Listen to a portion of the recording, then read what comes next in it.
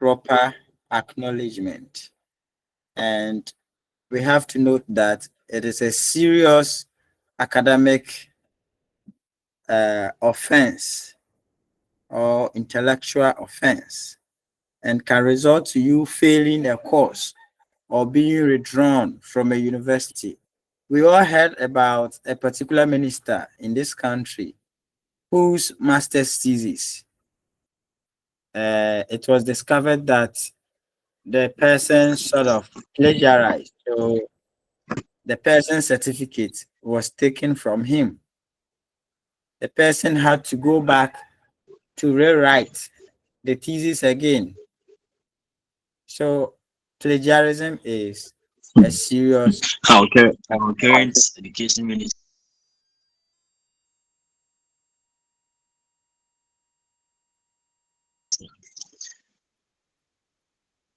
Hello, Mr. Anto.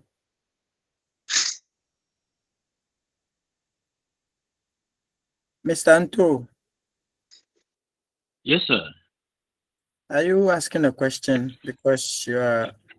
No, I was just saying something on to what you were saying. I'm saying that he was, sorry, he's our current education minister, and he made mention of it some time ago when he met the vetting committee. Yes, that's true. Yeah, he's the one I'm talking about. So, plagiarism is a very serious issue. And some time ago, our former president, Nanado, delivered a speech and used a particular phrase. And it was discovered that that phrase belongs to a particular president of US. So people were saying that Nanado plagiarized. So plagiarism is a very serious offense. This particular phrase, be citizens, not spectators. I think that it was said by someone earlier. So if you are using it, you have to give credit to the person before using it to show that you are not the actual owner of. It happens everywhere, even in songs. If you are taking some people's lines, if you want to use people's lines in your songs, you have to consult them. You have to acknowledge them before you can do that. Otherwise, it will lead to a serious issue. And there are several types of plagiarism and all that. Some could be accidental. You are writing, you don't know that what you are using has been used by someone else, so you used it unintentional. But there's a saying that ignorance of the law is not an excuse. So you have to read widely, you have to search more, make research for you to know that this particular line, this particular phrase, has it been used by someone? Or there could also be self plagiarism.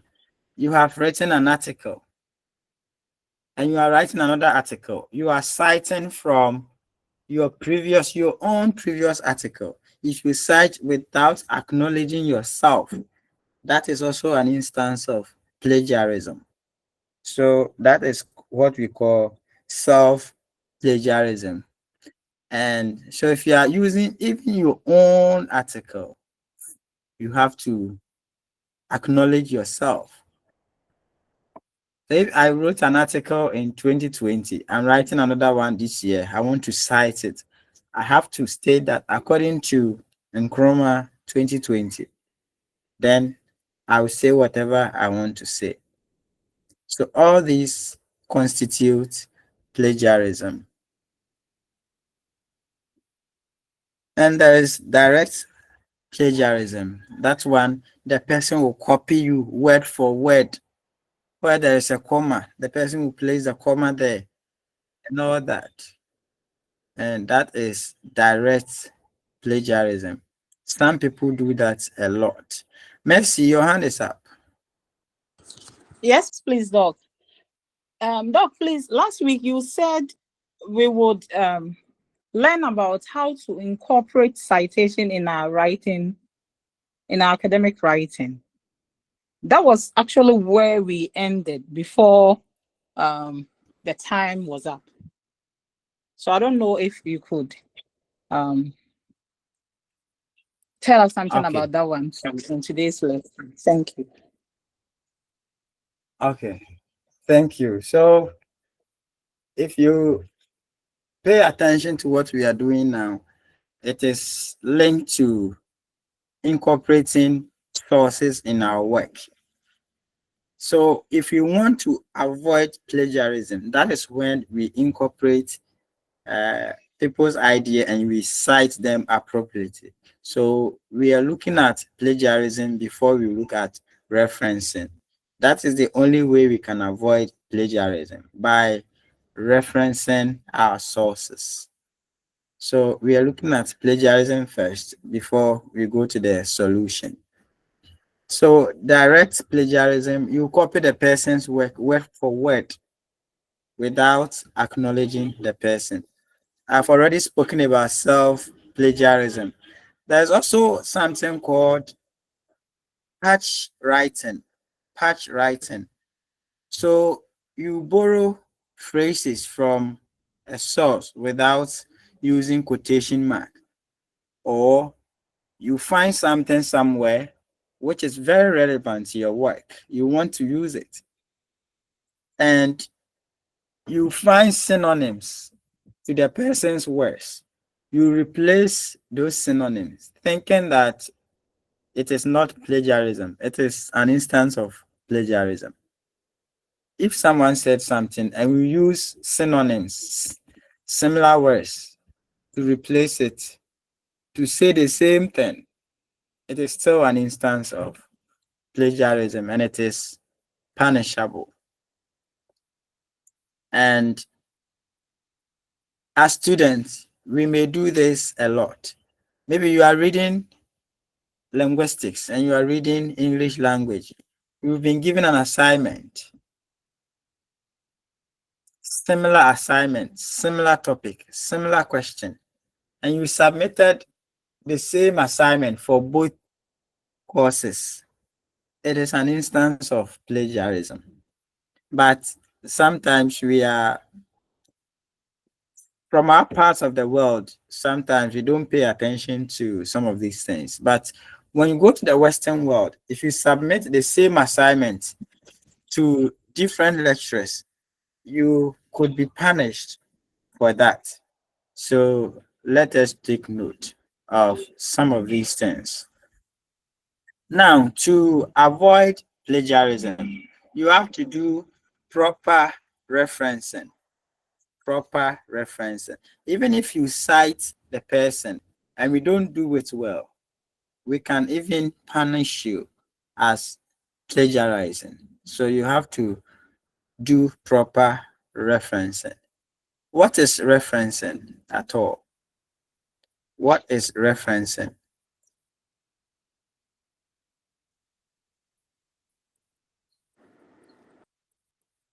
Yes, who understands referencing? Doc, please, it's the incorporation of outside sources into your essay.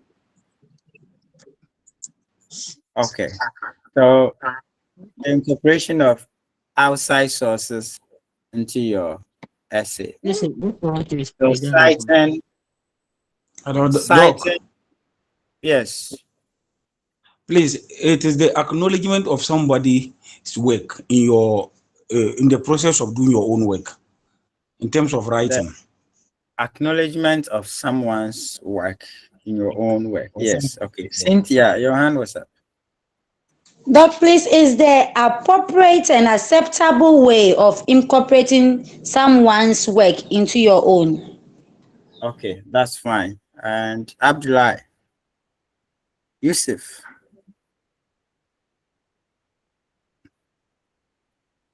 Yusuf, let's hear you.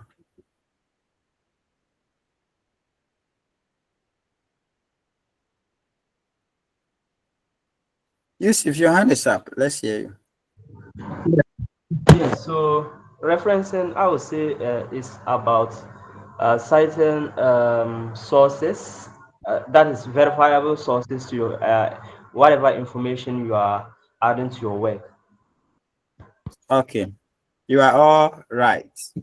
And sometimes too, some students will get something online relevant to their work, but the online source that they've gotten, there is no name there, there is no year, but the information is there. Then the student will pick the information.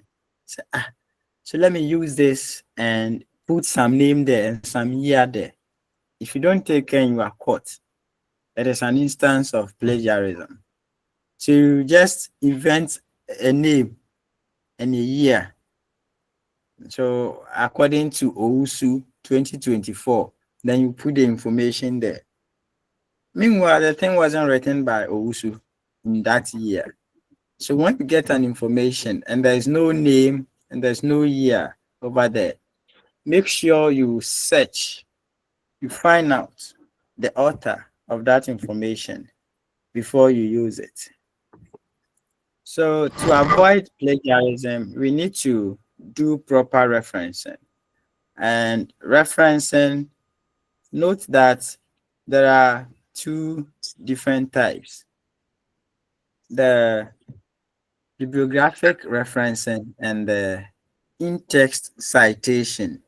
In-text citation and bibliographic referencing. What some people call out-text citation. So we have in-text and out-text. And what is the in-text citation that we are talking about? What is in-text citation? Doc, Yes. please, the in-text citation, it is the year and the name of the person that you cite inside your work, inside Okay. your own text. But what the out text is the one you put at your reference list. Okay. That's fine. Any other idea? So the in-text is the one in the work, inside the work itself. So if you are writing an essay, those sources that are found in the essay itself, that is in-text citation. And with that one, we have two different types, the integral and the non-integral citation. And what is the integral citation? The integral citation is the one in which the name of the author and the year of publication forms an integral part, important part of the sentence that you are constructing. They form integral part of it. So you cannot do away with it from the sentence. So example is, if you check your screen, we have Wong 2009 point out that the issue of language policy in Hong Kong has received a great deal of scholarly attention in recent years. Wong 2009 points out that, so you can start your sentence with points out that the issue of language. So you see that the name of the author, Wong, and 2009, they form integral part of the sentence. So that is integral citation. So look at the integral citation. The name of the author comes first and the year is in brackets. Don't forget that we are looking at referencing and we have several types of citation styles. We have Modern Language Association, MLA, we have Chicago style, we have APA, American Psychological Association. So in our discipline, we are using the American Psychological Association. So we are using the APA citation style, American Psychological Association style. That is what we are using. So all the examples here are APA citation style. So with the integral, we realize that it is only the year of publication that is in brackets. So the same thing. Example one, you can say it like, according to Wong 2009, the issue of language policy in Hong Kong has received a great deal of scholarly attention in recent years. That is the same thing. The name of the author and the year form integral parts of the sentence. Let's look at the non-integral. So that's the opposite way. The name of the author and the year do not form integral parts of the sentence you are constructing. So you say whatever you want to say, then the name of the author and the year will come in brackets at the end of the sentence before you bring your full stop. So that is what we found there. The issue of language policy in Hong Kong has received a great deal of scholarly attention in recent years. Wong, comma, 2009, all in brackets. So that is the difference between integral citation and non-integral citation. Any question for now? Sir, dog.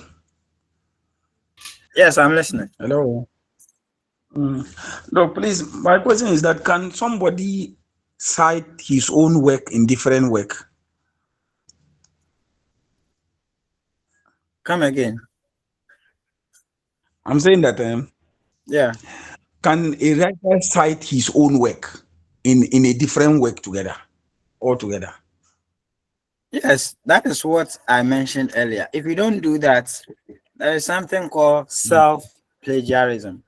If you wrote an Okay. article or a book last year and you are writing another No. book this year, and there is an information in your last year's book you want to use in this year's book, you have to cite yourself. You have to reference yourself in the new book that you are writing. So if your name is Muhammad and you wrote a book Yes. last year, you are writing another one, you have to cite yourself. So according to Muhammad 2024, referencing Okay. is important in academic work. Maybe you are writing another book on referencing. You wrote one last year. So you have to reference yourself. According to Mohammed 2024, referencing is very important in academic work. You have to cite yourself. Yeah, Mr. Anto.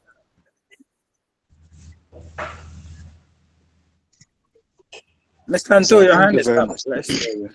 Sorry. What's we knew about referencing? Yes, sir. I said what we know about referencing is we do reference after one has done the work. But it seems you are talking of in-text reference. For that one, I have never seen it before. So if you can further throw more light on it, I don't know how it's being done. Yes, that's Thank what you very that's much. what we are doing. And earlier I mentioned that we have two types of referencing: the in-text citation and the bibliographic referencing. What you are talking about is the bibliographic referencing. But you have to first of all cite the work, the sources inside the work before you reference them at the end of the essay. That is where you provide any or every detail about the citations you have used in the work. So we have in text and out text after the essay, what we call the bibliographic referencing. So I have a full essay that we will use to illustrate what we are talking about. So As time goes on, we will understand better. Any question on the differences between integral and non-integral citation? Any other question? Yes, Thomas. Thank you Thomas, very your much, hand is up. Doc. Yes, I want to find out if you are citing your own work, Uh-huh. is there any different way of phrasing it other than saying according to? Meanwhile, it is from you yourself. Yes, you have to use your name. You have to use your own name, your surname. When you are referencing in text citation, you use your surname. So if your name is Into, according to Into, if you publish the work in 2024, according to Into 2024, that means you are referring to your own self, but because of academic reasons, you have to state it formally. It needs to be formal. So according to Into 2024, then you write what you wrote in 2024. Another way that you can you can mention it or you can phrase it is that you can say it this way. As I mentioned in my earlier publication, as I mentioned, it means you are referencing yourself. Or you can say that as I mentioned in 2024, academic writing is important for students. It means you are citing your own self. But because you were the one who wrote the previous book, you can use I without mentioning your name. So, as I have said earlier, or as I said earlier in 2024, academic writing is important. It means that you are referencing yourself. So, you can do it that way, or you can mention your name. Any other question? Hello, Doc. Please, at what point, even if you if I'm using somebody's work, and Yes. I've paraphrased the work to a point that, like the person, like the words that he used, I'm no longer using that word, but the idea still remains the same thing. Will there be a need for me to still cite the person? And secondly, at what point will the work become your own work so that you won't cite somebody? Yeah, so as you are saying, you have paraphrased, but the idea is from the person. So you still need to cite the person. And that is why we have, if you check the screen, we have referencing, you have summarizing and paraphrasing, and we have quoting. So if you paraphrase, you use different words, but the same idea. It means the idea is coming from the person, but you have used your own words to write it. Still, the idea is from the person, so you need to cite the person. So that is what we saw earlier on. That is paraphrasing. But with the quoting,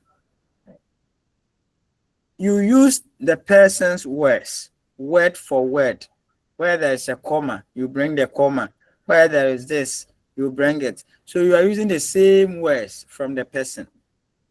So that one, you bring quotation marks to show that these words I'm using is from the person word for word. I have not paraphrased it. I have not added anything. So you introduce quotation marks. After that, you bring the page number. So if you are paraphrasing, you don't bring page numbers because you have rephrased what the person said in your own words. So you just bring the person's name and the year. But when you are quoting word for word, you have to bring quotation mark. You have to indicate the page number of the words you've taken. If you go to the person's book, which page can you find this? You have to indicate it. So that's the difference between quotation and paraphrasing, or quoting and paraphrasing. In both, you have to indicate the person's name and the year. But in quoting, you have to introduce quotation mark and the page number. That is the difference. Susie, your hand is up. I said, please, my screen is lost. I don't find my screen is not there. When you said when you look on the screen, that is when I realized. I thought maybe you took it, but I don't have it. Who else can't see the screen? Can you see what I've projected? Yes, Yes, sir. doctor. Yes. Yeah, so Yes, sir. Susie, it's from your own end. Check your settings on your Okay, phone. Susie, I was seeing it, but I don't know what has happened. Susie, check if you can see return to the screen. Then you use that button. When she taps Come on the again. screen, they will say return to the top. So when you go Yes. to top, the screen will pop up. Okay. When I tap the screen, they will say return to the. Okay, return to the top. Okay, yeah, thank you. God bless you. Thank you. Thank I'm you. I'm Please, I've sharing gotten it. Thank something you. different. So I've seen it. Thank you. okay.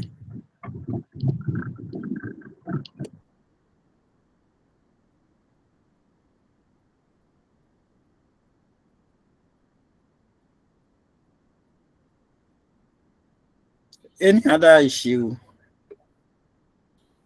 Hello, doctor. Yes. What my question is not related to what we are doing, but I want to find out. You have taken us through how to write academic essays. Do we have something like non-academic essays? Yes, we have non-academic essays. There are some essays you write for fun, sometimes for competition that are outside academic disciplines or outside the classrooms. That one, they don't pay strict attention to some of the rules regarding academic essays. For example, in some essays, you can use contracted form of words. I am. You can use am, I apostrophe M, and it will be accepted because it is non-academic.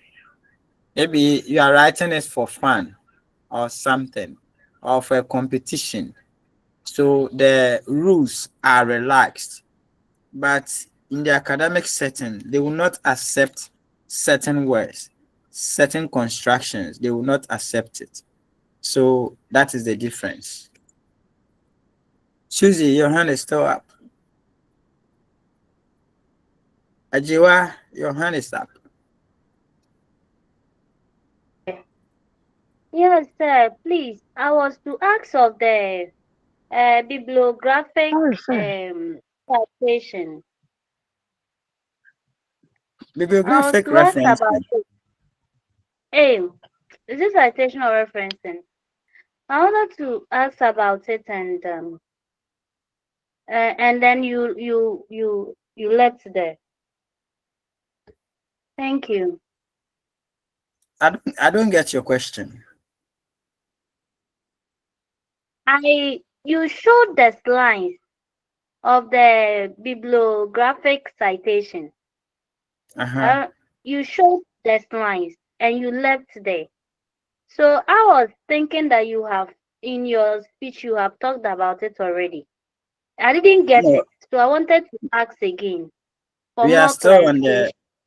we are still on the in-text citation. Okay, thank you, sir. I wanted to show you other examples. So that is why I've projected a different slides. So if you check your screen, we have examples of in-text citation. So that is what I'm talking about. So which of them is integral and which of them is non-integral? The examples we have on the screen. Which of them is integral and which one is non-integral? Yeah, Sandra. Okay, thank you, Doc. Please, the second one is non-integral and the first one is integral. Okay. Khadija, let's hear you. Khadija. Yes, sir. Please, the third one is non-integral. The second one is integral. I think the first one rather is integral, and then the third one is non-integral. Okay. What about the second one? The second one, sir, please, the second one is integral. Okay. Okay. Thomas. Doctor, the first one is integral, the second one is integral, and the last one is non-integral. Okay. Thank you. Thank you. So the first and second one are all, or they are both integral, and the last one is non-integral. And if you look at it closely, this is an instance of quotation. This is direct quotation. So you can see the quotation marks there. So according to Kuha 2003, comma, then you bring your quotation mark. Media representations of homosexuality can be divided into 5 basic categories: stereotyping, medicalization, sexualization, secrecy, and normalization. You close your quotation. Then in bracket, page 7. It means that if you go to Kuher's article or his book, if you go to page 7, you will see this quotation over there. And it also suggests that these are the exact words of Kuha. No minus, no plus. These are the exact words of Kuha. These are the way he has arranged the writing in his book. You have not changed anything. That is why you need to introduce the quotation mark. And if you look at the third one, media representation of homosexuality can be divided into 5 basic. So all in quotes before the name of the author and the year and the page 7. So if it is non-integral, you realize that everything is in brackets at the end of the sentence before your full stop. So Kuha, comma, 2003, comma, page 7, everything in brackets. So that is the difference between integral and non-integral. And the quotation. Dominic, your hand is up. Sir, please, I was to answer the question that you're asking, which one is integral and which one is non-integral. Okay. But it seems my fellow colleagues have already done that. Okay. Opoku. Thank you very much. Thank you. Opoku, your hand is up. Yeah, dog. I want to know the difference very well. Is it that the integral always starts the beginning of a paragraph? Is it that at the beginning of, yeah? So the integral is, as the name suggests, is very integral to the sentence. You can't do away with it in the sentence. So in the first one, for instance, according to Kuha 2003, the name of the author and the year doesn't always start the sentence, but you can start with some phrases before. So according to Kuha 2003, as noted by Kuha 2003, you can say that Kuha posits that they are all integral. But for the non-integral, it is always at the end of the sentence. After writing everything, then you put the name of the author, the year, and maybe the page number, all in brackets. That is non-integral. But the integral one, it always forms integral part of the sentence. and mostly it begins the sentence. Or you can start with according to, as noted by, or Kuha suggested that, Kuha posits that, all are integral citation. Sandra, your hand is up. Okay, thank you. Doc, sorry, please. Okay, Cynthia.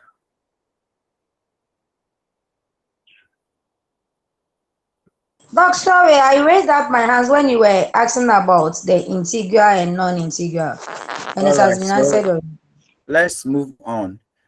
But you realize that all the examples we are given, the authors or the author is one.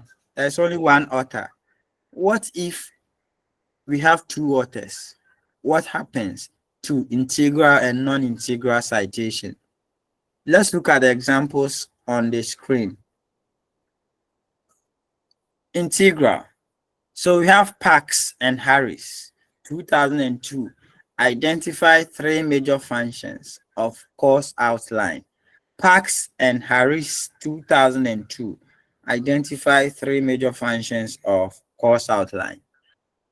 So you realize that for the integral, Parks and Harris, we use and Harris, and the year 2002 is in brackets. That is integral citation. And the authors are two. Don't forget that we use the same names of the authors. So Parks and Harris, 2002. Identify three major functions of course outline. And another example is as noted by Parks and Harris, 2002, comma,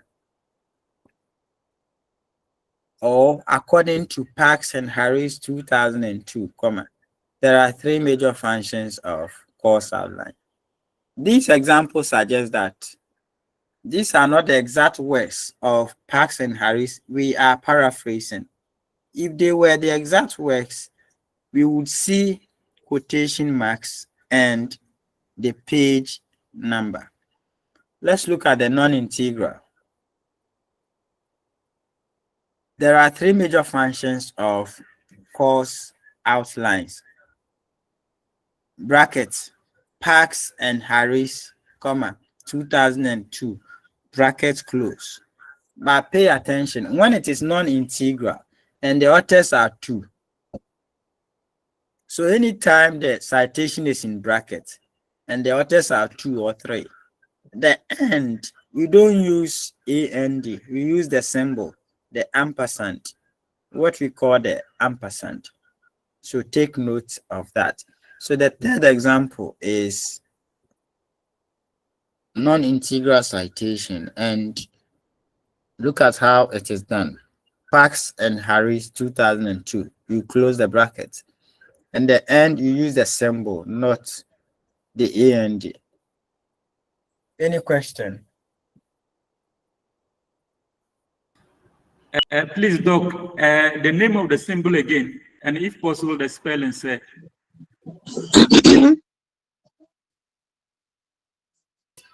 It is called the ampersand. AMP, AMPERSAND.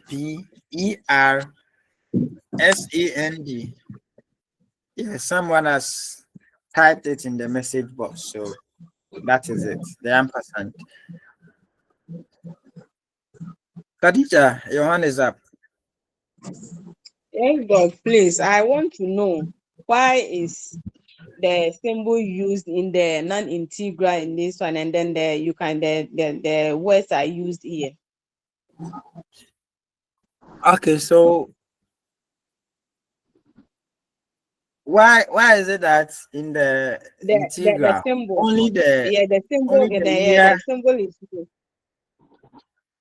Yes, I'm also asking that why is it that in the integral only the year is in brackets, but the non-integral, the name and the year and the page number all should be in the bracket? So the simple answer is that that is the rule of the game. That is the rule of APA citation style. But Okay. if you are using other citation styles, there could be differences. Okay. All right. Thank you very much. Emmanuel, your hand is up.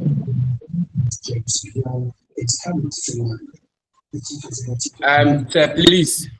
My question is, what if the people you are citing are more than two? Maybe if they are 5 or 6 or even 4.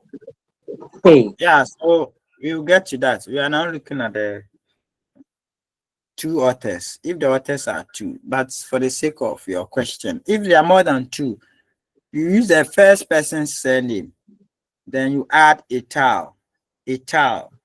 A tal is French word. So and others or and colleagues. That's the meaning. So Pax, and you add et and you add al. That is a tal. So it means that there are more than two authors. So the etal means that Pax and colleagues or Pax and other scholars. That is it. Victor. Please. Victor. Hello, sir. Yeah, Victor, let's hear you. Okay, so I wanted to ask that, are you at liberty to use the paraphrasing and quoting, or there are instances that you have to use a particular one? That's the first question. The second question is that, in the case that maybe the two authors, they've made the same assertions that you are quoting, but they did that in different years, what do you do? Okay, that's a very important question. What's the first question? About whether you have to use quoting or paraphrasing under certain circumstances, or you are Yes, liberty to use any of them. that is a very important question. So, as an intellectual, you have to demonstrate your understanding of incorporating people's work in your own work.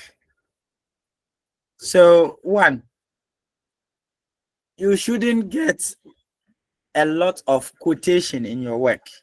If you do that, they will say that you didn't read. If you are given an assignment or if you are writing a thesis, you have to read around your topic and understand so that you can paraphrase more. So if there should be a quotation, it should be one or two. But the rest, we want to know that you have read and you have understood. So read, understand, and write it in your own words, how you understand it. And make sure that you don't paraphrase and change the meaning of the original work. That is also a serious offense. So you don't quote so much. You don't use direct quotation so much in our work. It doesn't make your work mature academic work. So if you want your work to be mature, the quotation should be minimal and the paraphrasing should be more. But in relation similar to this question, someone may ask the integral and the non-integral, when do we use both? That one, you have the liberty, you have the freedom to use any of them at any time that you want, depending on how you want your sentence to go. So that is it. Any other question? My second question, about the two authors making the same assertion in the same year. Yeah, what was about? The two authors have making the same assertion you are quoting, but in different years. How do you quote the years or write the years? Okay, so if you have two authors, this one I have to demonstrate it in the chat box so just give me any sentence. Give me any sentence. Okay, Ghana is a peaceful country. Ghana is a peaceful country. So two people have said this in their work and you want to cite it. So after writing Ghana is a peaceful country, let's assume that Obeng has said it and Abdullahi has also said that. So it's a choice. It's either you use the year or you use the alphabet. You are going to cite the two of them. So I'm using the year. I'm using the alphabet. Abdullah, the A comes before the O. So we use Abdullah first. So Abdullah 2013. Before Obeng, maybe Obeng, 2024. Then you close the bracket. Please, I've sent it in the message or in the chat box. Go and look at it, how it is demonstrated. So Ghana is a peaceful country. In brackets, Abdullah 2013. Then you bring a semicolon, then Obeng, 2024. It means that these two authors have said the same thing and you are citing them. Another way you can cite it is using the year. Ghana is a peaceful country. If you use the year, which one will come first? If you use the year, it means that 2013 comes before 2024. So still, Abdullah will come before Obeng. But assuming Obeng is 2013, then Obeng will come first because 2013 comes before 2014. So let's assume that Obeng is 2013. You write Obeng 2013 before Abdullah 2024, as demonstrated in the chat box.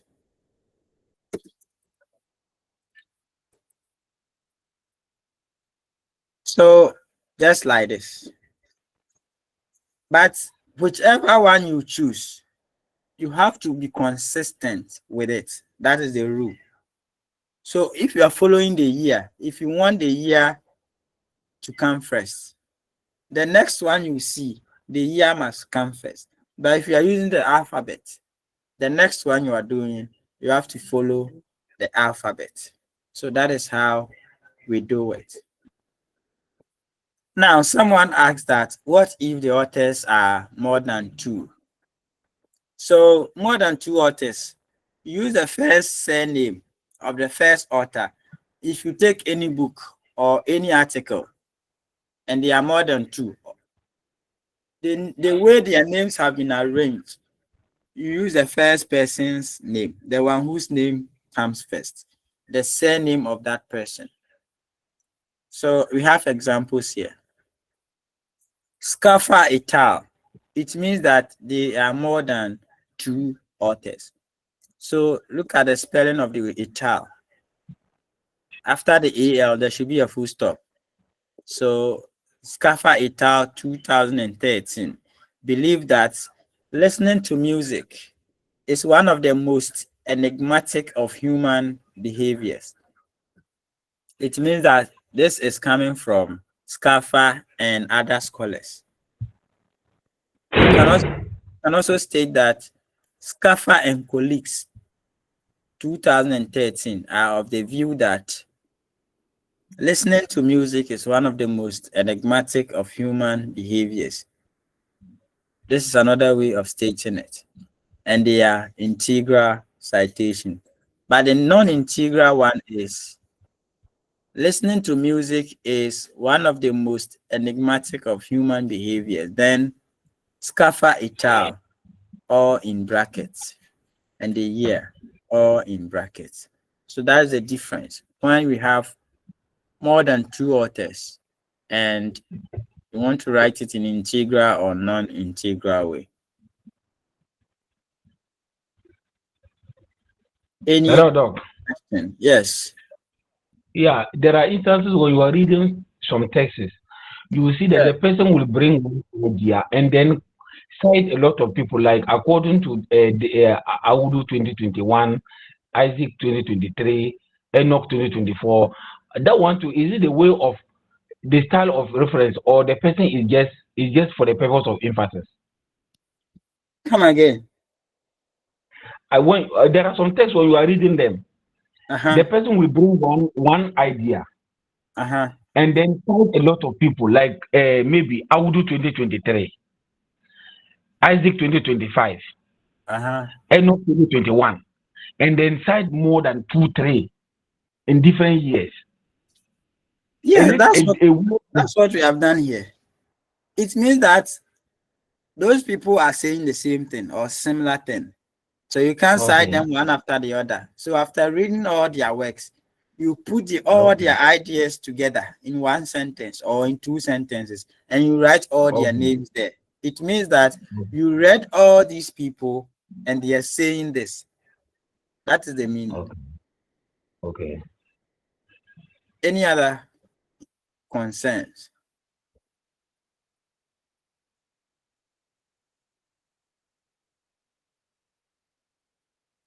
So if you check your screen, you have same ideas from different authors. Same ideas from different authors. So example 1. One key characteristic of course outlines is that they are learning centered and thus focus on the needs of the students and their learning process. So the author is citing 2 authors, Davis 1993 and Grunet 1997. It means that these 2 authors have said the same thing. So I'm citing the 2. But if you look at the citation style, it means the person is focusing on the alphabet. Davis, the D comes before the G. That is why the Davis comes first. And that is non-integral citation. The first example is non-integral. And if you are citing from different authors and you want to do it integral citation, let's look at example 2. Davis 1993 and Brunet 1997 have stressed that one key characteristic of course outline is that they are learning centered and thus focus on the needs of students and their learning process. So that is the difference. If you want to make it integral, look at the second one. If you want to make it non-integral, that's the first one. Any question? Mercy. Yes, no. Please, you made mention of the fact that we should use their surnames. So Yes. what if you are not familiar with the names, especially the foreign names? You know, you could hardly tell someone's surname if it's a foreign name. So Yes, I'm asking if that's why you have to ask. You have to find out from Google. So you enter the person's name and the title of the work, and you ask Google which one is the surname before you can determine. Yes. But All right. in most of the articles, the authors list their names this way. The Christian name will come first, or the first name will come first before the surname. So normally the surname comes after the first name. So we use the second name.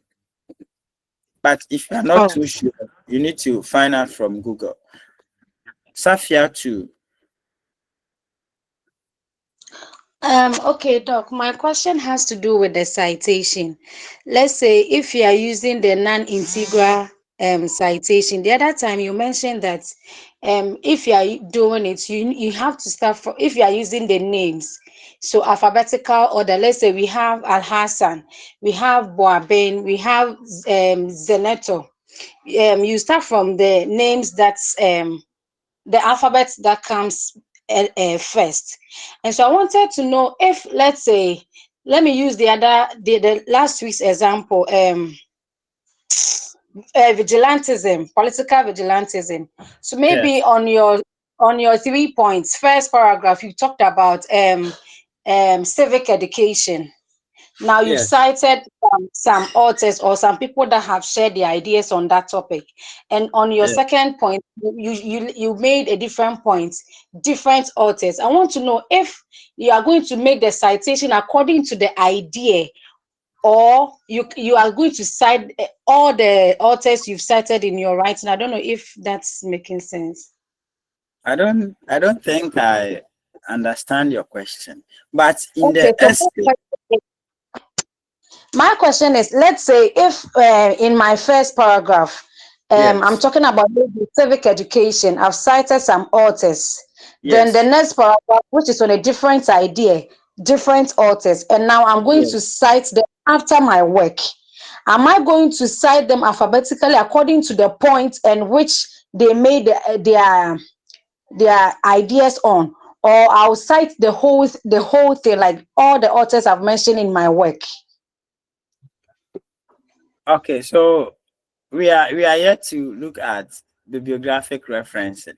But Okay. what you are saying, if you have cited maybe 20 works in your essay, and at the end you want to do the referencing, the bibliographic referencing, you do it in alphabetical order. Even if the last person you cited is Abdullah, that was the last citation in your essay, Abdullah. And because it is starting with A, when you are doing the referencing, that is the one you cite first. That is the one you reference first. So we don't do it according to paragraph or something. You do it according to alphabet. So A will come first. Those names starting with B will come first, and it continues like that. And also note that you can cite one author twice or more than once in your work. If in your first point the author has said something about uh, maybe you're looking at factors that led to the spread of English, and the author spoke about colonization, and you cited the person. Your first point was colonization, you've cited the person. The person has also spoken about trade. In your second point, you can still cite the same person in your second point. That is allowed. So when we get to bibliographic referencing, you know that you cite them alphabetically, not according to how they have been used in the essay. Any other question? Is it compulsory to make references in your essay? Yes, Asha, it is important to, because at this level, the intellectual, the authority, they know that we don't have anything. We are not scholars. We don't have any authority in a particular area. So when you are writing an essay, you have to use what has been said by the authority, those in power, to back what you are saying. So if you are saying that right now, Ghanaian youth don't learn because of mobile phone or social media, what is your evidence? So you have to cite someone who has made or conducted a research on that topic. That yes, it's true that right now the youths don't learn because of internet or social media. That makes your work more rich because you have an authority to back what you are saying. So it is important. I will not say it is compulsory, but it's important to cite or to make reference to other scholars when you are writing, to give it a weight so that now you have evidence to back what you are saying. But for the sake of exam, when it is exam, you cannot go and read from somewhere to cite. But if by God so doing, you have read something from somewhere and you have gotten that topic and you are writing an essay on it, you can cite the person. It is allowed.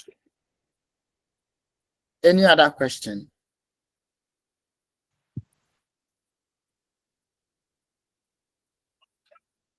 Any other? So let's go to bibliographic referencing. So after citing all these works in your essay, at the end, you have to provide full details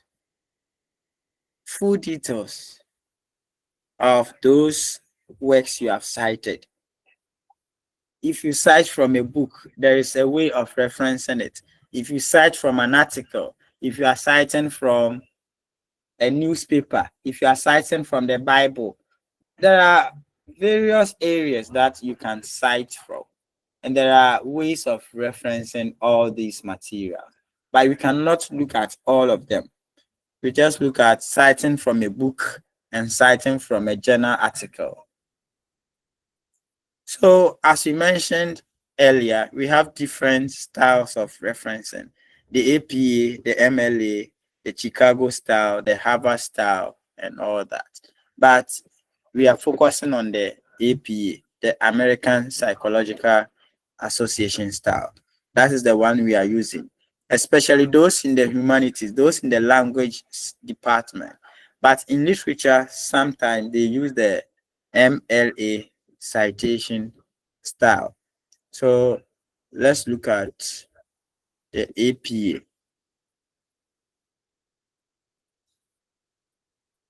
So if you are citing from a book, if you have taken some ideas from a particular scholar and the material is a book, it is not an article, this is how we reference it. So surname of the author, initials, surname of the author, initials of other names of the author, year of publication, the title of the book, then the place of publication, and then the publisher. This is APA 7th edition. There is another edition that has come. That one, they don't add the place of publication. So after the title of the book, the name of the publisher will come. So let's look at the first example. Adamson, comma, B. So Adamson is the surname, and the B is the first name. You don't write the first name in full. So you bring the initial B, full stop, then the year of publication, 2004, in brackets. Then the title of the book that you cited from. So here the title is China's English, colon, a history of English in Chinese education. That is the title of the book. After the title, there should be a full stop. Then the place of publication is Hong Kong. So after the place of publication, there should be a colon, then the publisher. Where was the book published? That is Hong Kong University Press. This is what we call bibliographic referencing. So it means that we have used Adamson in the essay. So we cited that according to Adamson 2004, China's English is one of the best of the new Englishes. You have cited Adamson in your essay. So you have to come and provide a full detail of Adamson's work. So that is what we have there. And if we have two authors, that is the second example.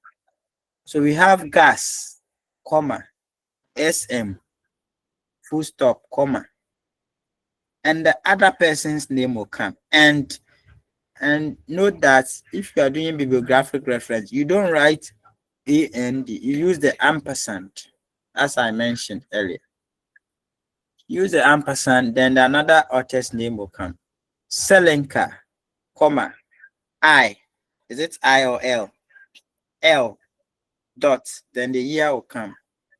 2001. And the title of the book, Second Language Acquisition, an Introductory Course. That is the title of the book. And this is the second edition of the book. So you indicate it, second edition. So in brackets, you don't write the edition in full, ED. Then the place of publication is London, UK. Then the name of the publisher is there. So that is how we reference from a book. Then if they are more than 2 authors, you list the name of all the authors there. If they are 4 or they are 5, you list them there, all of them, just like we have in the third example. You don't come and write Richards et al. No, Richards et al. Is written in the essay, but in the reference list, you list all the names of the authors, their surnames and their initials. So that is it. But if the authors are more than 10, if they are more than 10, you write the first 10 or the first 8, and you bring 3 dots. Then you write the name of the last author. It means that the authors are too many. You can't list all of them. So the dot signifies that there are other authors you didn't mention. You know, in some departments, in some disciplines, about 30 people can write one article. So if you are citing from them, you know that it is a lot of work. So you cannot write all their names. Any question? Any question? I'll send you the article so that you take your time and go through. Yvonne. Yes, sir. Please, sir, I have seen that the title of the book and the, for example, Chinese English and a history of English is in Chinese. It is in italics. Any explanation to that? Yes, that's an important question and an observation. You italicize the title. You put the title in italics. This will tell us that the material here is a book. That will tell us that it is a book. It is not an article. If it is an article, we don't italicize the title of the article. So that shows that this is a title of a book. Because when you are referencing, you don't indicate that this is a book, this is an article, this is this. So that is how we differentiate a book from an article or other materials. And note that the title, only the first letter of the first word should be in capital. The rest should be in small letters, unless it is a proper noun. Unless it is a proper noun. So let's look at the first one, Chinese English. China is proper noun, English is proper noun. And after the colon, the first letter should also be a capital letter. So Chinese English, a history of English in Chinese education. So you realize that history in of education, they are all in small letters, but the other proper nouns are in capital letters, they are first letters. Look at the last example. We have the title, Longman Dictionary of Applied Linguistics. You realize that it's only the Longman that has a capital L. The rest are all in small letters. So that is it. Yvonne, your hand is still up. Sorry, sir. Okay, so let's look at when you are citing from an article, how we cite from an article. This is also a chapter in a volume. A chapter in a volume. So how we cite from a chapter in a volume. You see, what you may pick a particular book. The book consists of a collection of articles or a collection of research that have been conducted, and they have combined everything together in one book, and we have editors who edited that book. So if you are citing from such a material, this is how it is done. So we have it on the board, on the screen. So if you look at the second example, for instance, we have Winlaru IN 2021. That is the name of the author and the year. Towards a meta theory of genre. Towards a meta theory of genre. It means that is the title of Winlaru's material. But that material is in a collected book or a volume with other research works. So we don't italicize the title. So you have Towards a Meta Theory of Genre in K.L. Lane and I.N. Winlaru and D. Trey. So these three authors, they edited that volume. And the title of that book is Approaches to Specialized Genre. Approaches to Specialized Genre. So if you pick that particular volume or that particular book, that is the title on the book. But every chapter has a different research work. So if you go to page 17 to page 35, as indicated there, it means that is where you will find Winlaru's paper, Towards a Meta Theory of Genre. If you open that book, you go to page 17 to 35. That is where you will see Winlaru's paper. So that is how we reference it. Then the place of publication will come London and New York, then colon, the Routledge. Routledge is the name of the publisher.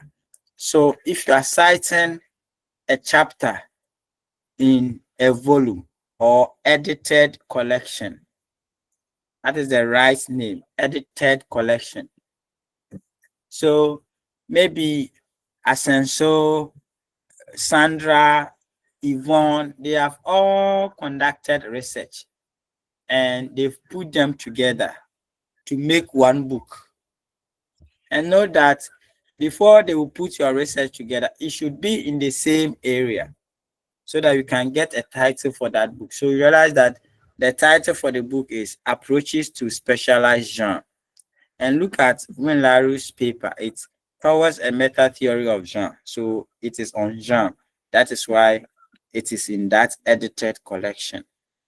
So if all these people conduct research on teenage pregnancy, maybe someone is looking at the causes, someone is looking at the effects and all that, and they put all together as one book, and you are referencing it. Maybe I'm citing from Asenso's paper. That is how I'll cite. But you need to indicate the name of the editors as indicated on the screen. Then the page where you can find that particular paper you cited from.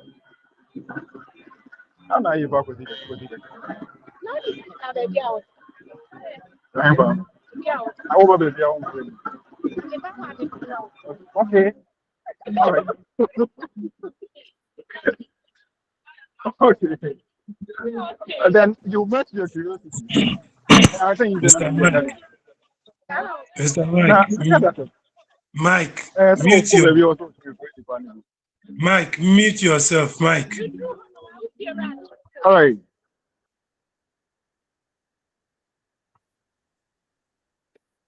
All right, so that is citing from edited collection. The last one you look at is, that is the most common one. If you are writing an essay, that is the common source of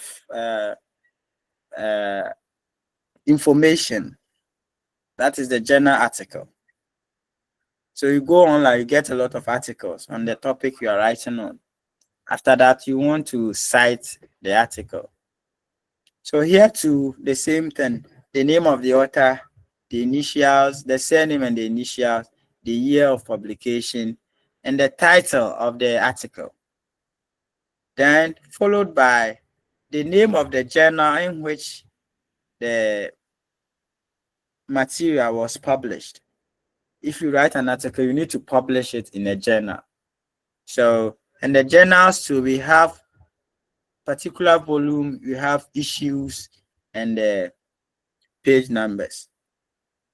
So, assuming you are publishing in a journal, the journal has gotten to volume 5. Volume 5. So, every journal has a volume and issue. So, maybe in volume 1, we will publish 30 articles.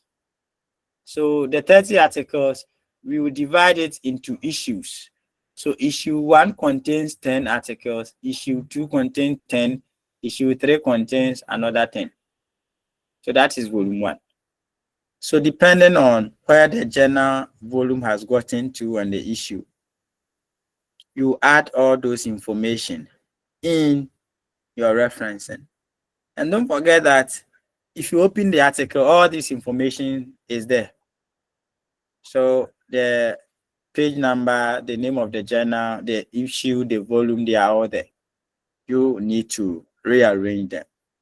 So the first example, Edubuando DF. So she's Dora Francisca. So Edubuando Dora DF. And so use the ampersand. When Laro IN, the year of publication will come. And the title of their article is I'll Deal with You, colon, Power and Domination in Discourse in a Ghanaian Educational Context. That is the title. Then you come to the name of the journal, Power and Education.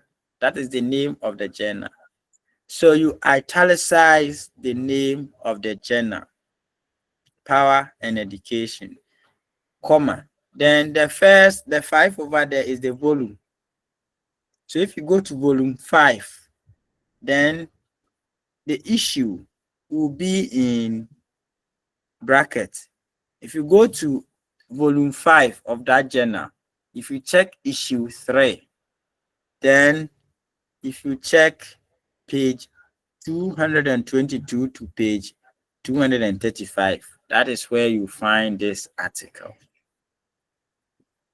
So name of the authors, the year of publication, the title of the article, followed by the name of the journal, volume, issue, and page numbers.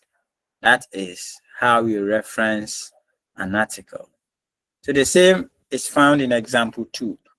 Rhodes RA. This one is just one author.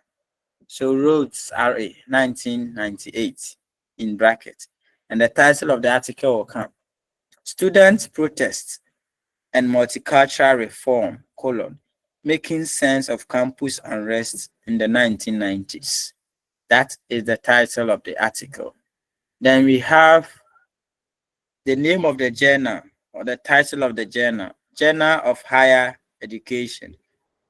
So you realize that if you are writing the name of the journal, the content words, the first letters are in capital letters, unless the other words, the in, the at, the of, those ones should be in small letters.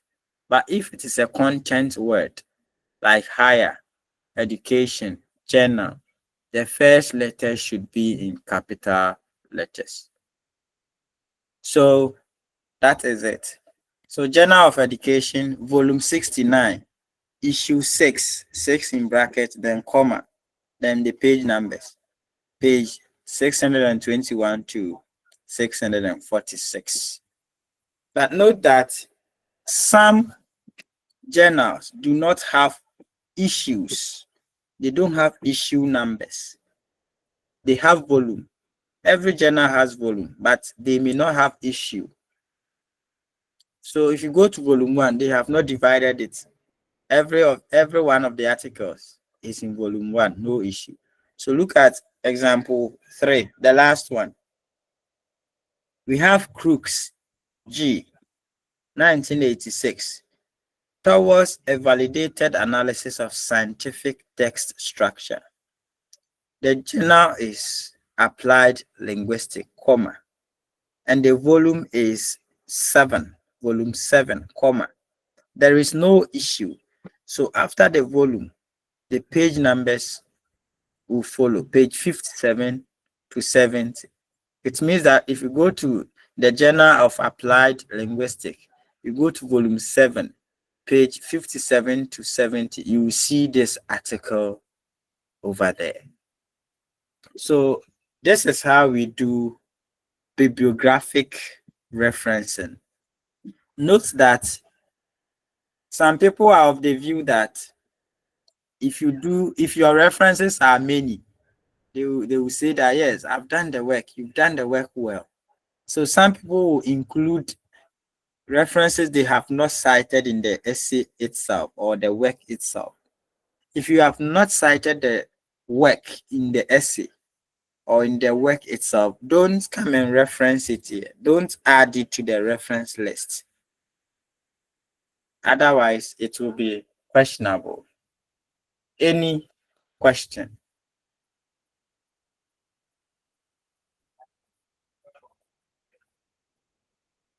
Any question? Thomas. Yes, doctor. Please, earlier you made mention of internet information without a source or without an author. So Yes. with that, how do you do the referencing for it if you have used information like that from internet? Okay. So assuming what you have on the screen is information on the internet, there is no author there. The person who wrote it is not there, and the year is not there. You have taken this information, you want to reference it. You realize that when you open any page, the site is written there on top of your browser. If you check your browser, the source is there, the internet source is there. So this page, for instance, this is how you are going to reference it. You write, because there is no author, you write the title over there, the topic there, bibliographic referencing. You just write bibliographic references. If there is a year over there, you write bibliographic referencing. Maybe the person posted it 2010. So you write bibliographic referencing into bracket 2010.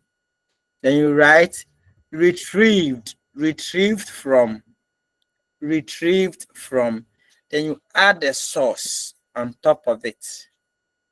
You check your browser and you add the source there, retrieve from, then you add the internet source there, http:// maybe www.googlemeet.com and other things. So retrieve from, you add the site and you add the date. So retrieve from www. blah blah blah blah on 9th November 2025. 9th November 2025. That is how you are going to reference it. So that if the one marking your work visits that site, if the person clicks on that site, the person will see that, okay, you took this information from this website. That is how we reference it. We add the date because the person who posted the information may do some changes and post another one, but on the same website. So if the person clicks on the website and there is a change, the person will know that, okay, the date is different. So the person who posted it might have made some changes in the earlier post. That is why we add the date that you visited the site. Any question?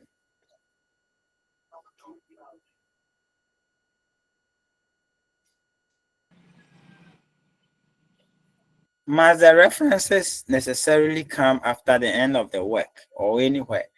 Yes, Emmanuel, the list of references, the bibliographic referencing must come after the conclusion, after the work itself. So you don't write references before you start writing the essay. After the essay, then you write your references, the works that you have cited in your essay. You list them, you indicate or you provide all the details about those works at the end of the essay. Any other? I want a good reader. Who is a good reader here?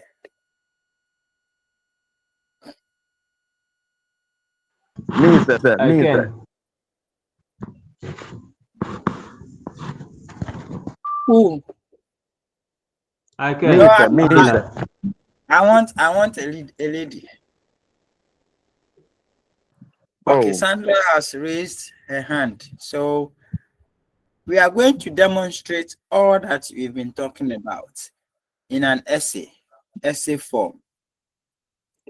So I have composed a sample essay and incorporated these citations and bibliographic references Bibliographic references in there. in there.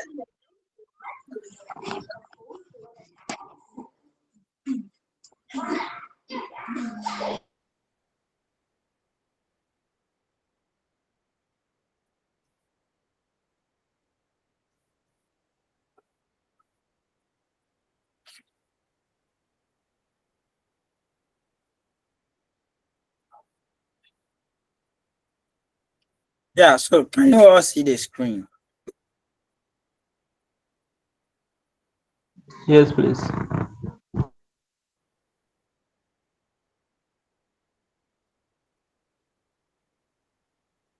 Okay, so we have a sample question there. In a well-structured essay, discuss three Discuss factors. three factors. Sandra, Sandra, I have some. I have some. I'm getting some I'm feedback getting from your some end. feedback from your end.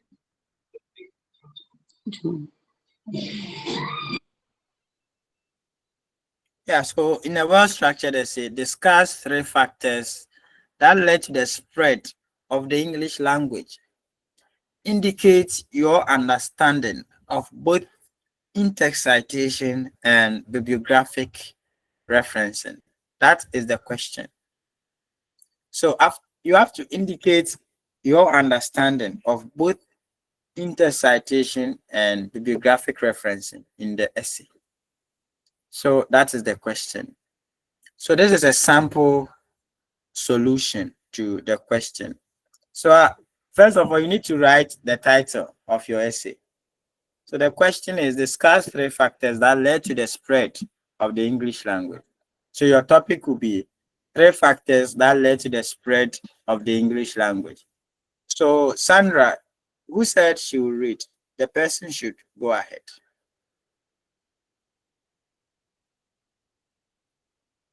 I can't find it anymore. Mhm.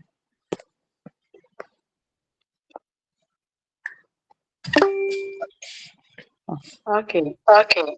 So three, So Oh, okay. Okay. So we are two Sandras here. Okay, let me off my microphone. go on, please. Okay. okay. So three, So Oh, why can't I find my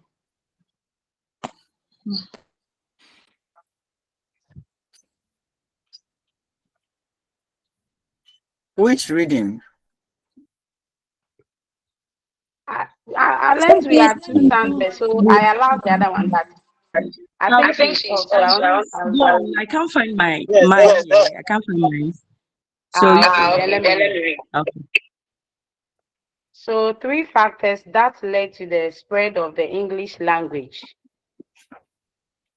The English language has evolved from being a local tongue of English isles into a global medium of communication used by millions across continents.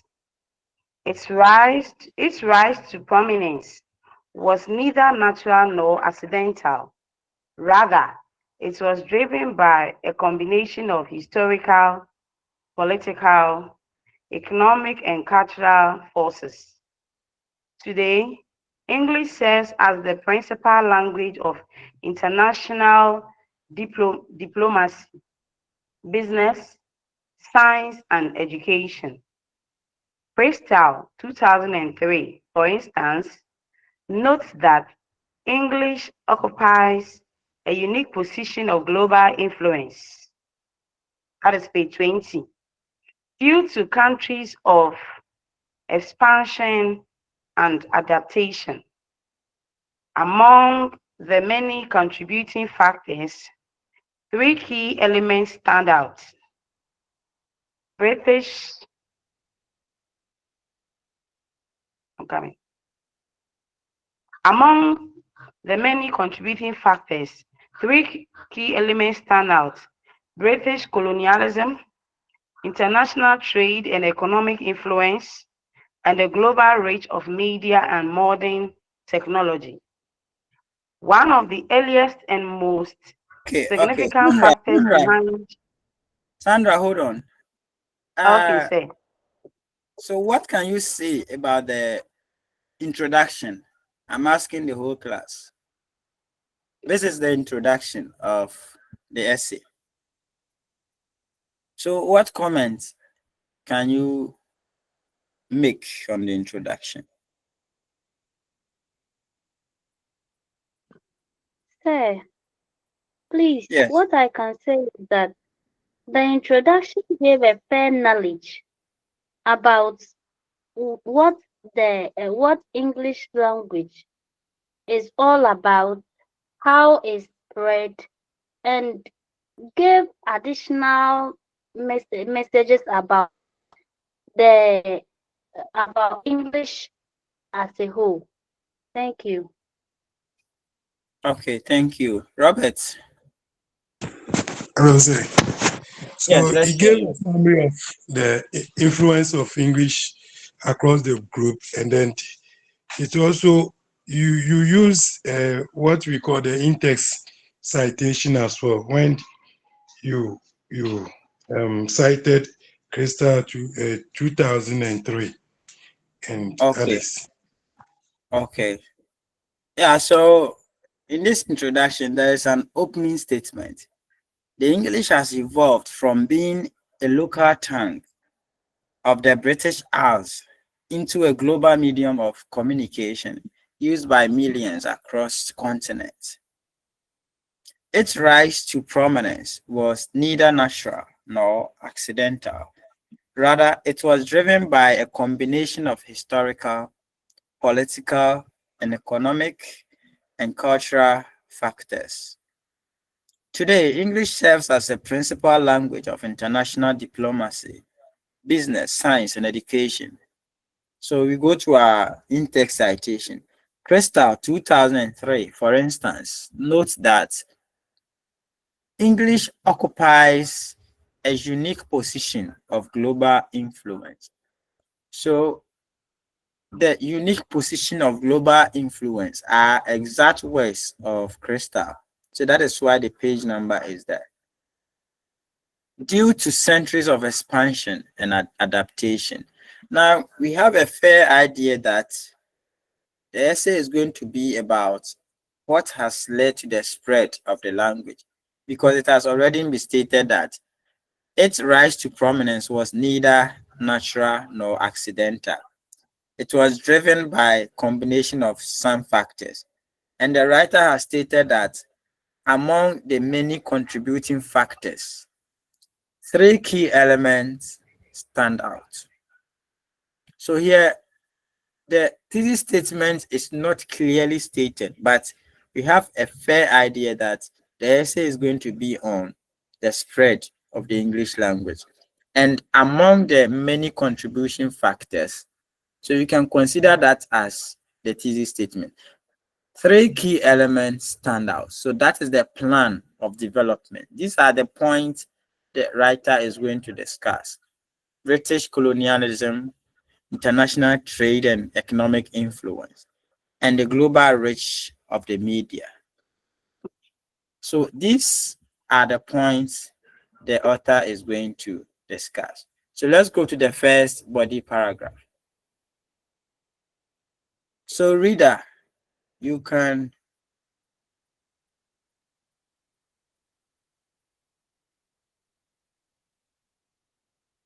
continue.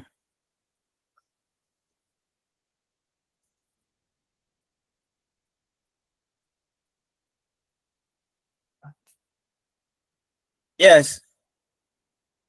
Where's our reader? Okay. Say, please, I'm here. Okay. One of the earliest and most significant factors behind the spread was British colonial expansion. During the height of the British Empire in the 18th and 19th centuries, English was systematically introduced into the administrative, legal, and educational system of colonized territories. That is Crystal 2003. For instance, in India, English became the language of government and education, serving as a bridge among diverse linguistic communities. Similarly, in African countries such as Ghana and Nigeria, English was established as the language of instruction and public administration. According to Philipson, 1992, this linguistic imposition was not merely practical, but ideological, designed to maintain, control, and promote British cultural values. Even after independence, many former colonies retain English as an official language. As an official language because it offered neutrality among ethnic groups and access to global communication. That colonialism laid the initial foundation for English to become a world language. Okay. Another major factor. So hold Okay. on. So you realize that that is the first body paragraph. So the point was clearly stated and it was explained and examples were provided. That is how we develop a paragraph. And look at the end of the paragraph. Thus, colonialism laid the initial foundation for English to become a world language. That serves as a kind of conclusion to that first body paragraph. So this is how we develop a paragraph. There should be a major supporting sentences, minor supporting sentences, and there should be a topic sentence. That is the most important thing, the topic sentence.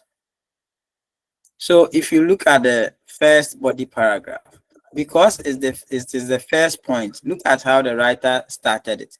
One of the earliest and most significant factors behind the spread of English was British colonial expansion. That is the topic sentence of that body paragraph.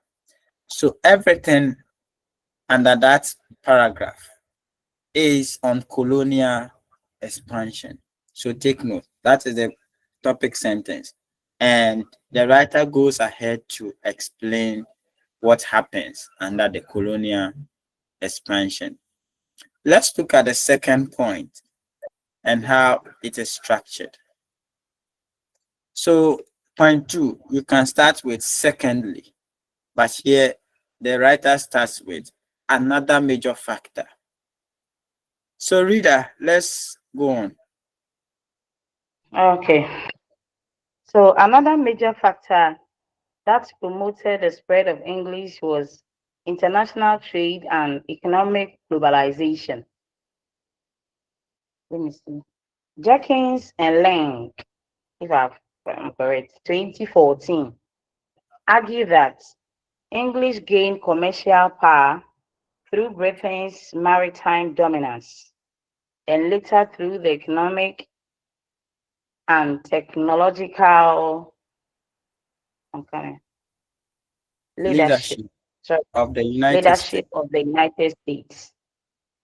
As global trade networks expanded, English became the preferred language for business contracts, shipping, and diplomacy. Non-English speaking countries soon recognized that fluency in English facilitated participation in global markets. For example, in East Asia, nations such as Japan and South Korea introduced aggressive English education policies to enhance international competitiveness. That is Jenkins and Lang, 2014. Moreover, English proficiency increasingly correlates with access to employment and higher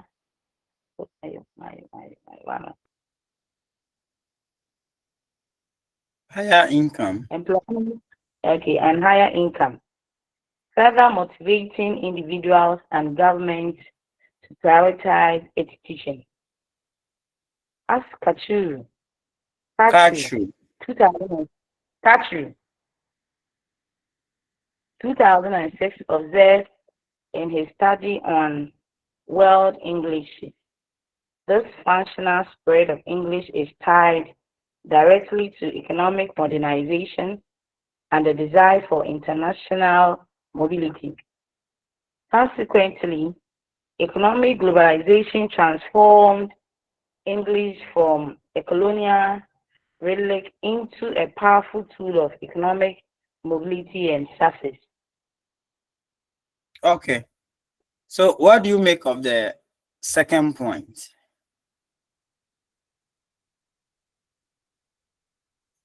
Yes. What do you make of the second point?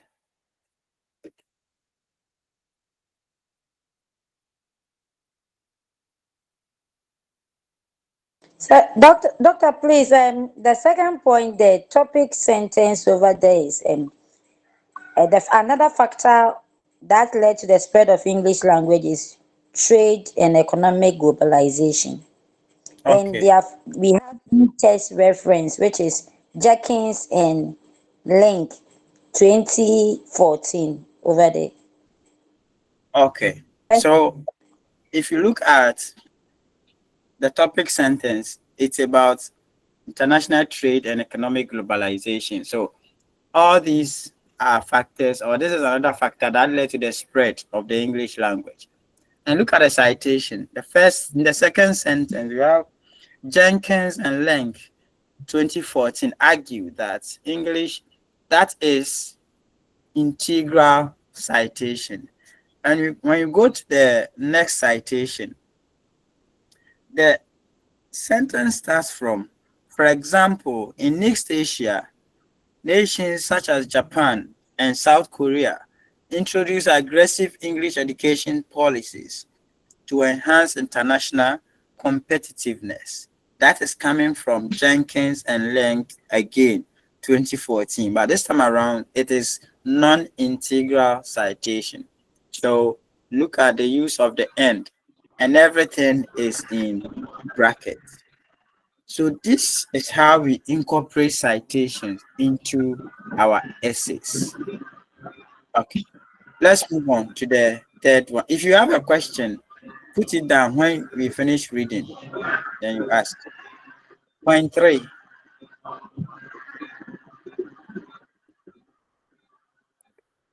A third factor that accelerated the global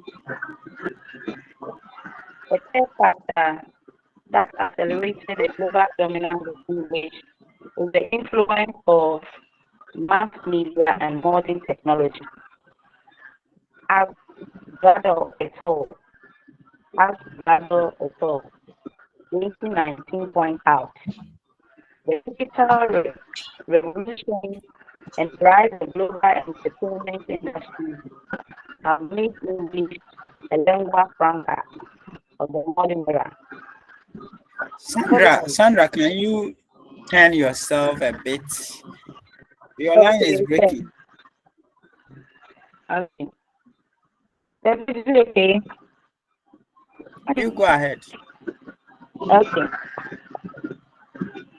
Hollywood movies, British television, international news outlets like CNN and BBC, and the worldwide popularity of English language.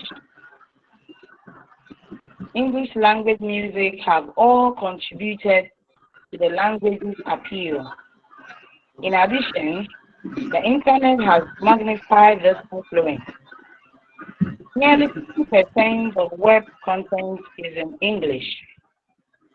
Gado et al., 2019.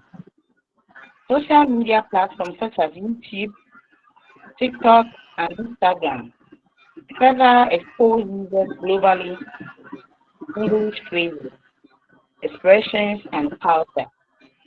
Technology has therefore created an environment in which English is not only learned formally in classrooms, but also absorbed informally through daily digital interaction. This omnipresence ensures its continued dominance in communication, science, and innovation.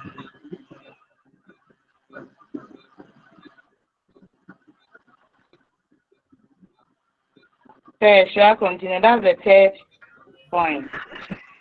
Okay, so as usual, we have a topic sentence, we have a in-text citation and all that. But you note that in the third point, the citation is Grador et al.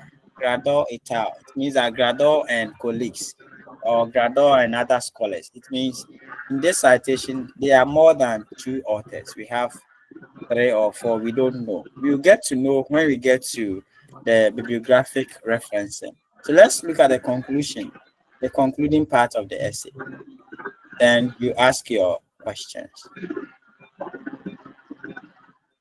So, in conclusion, the global spread of the English language can be attributed to interrelated factors: British colonialism, international trade and economic expansion, and the excessive influence of media and technology.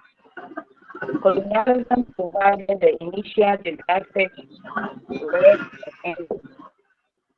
Trade and globalization sustained its economic value, and modern media solidified its cultural prestige.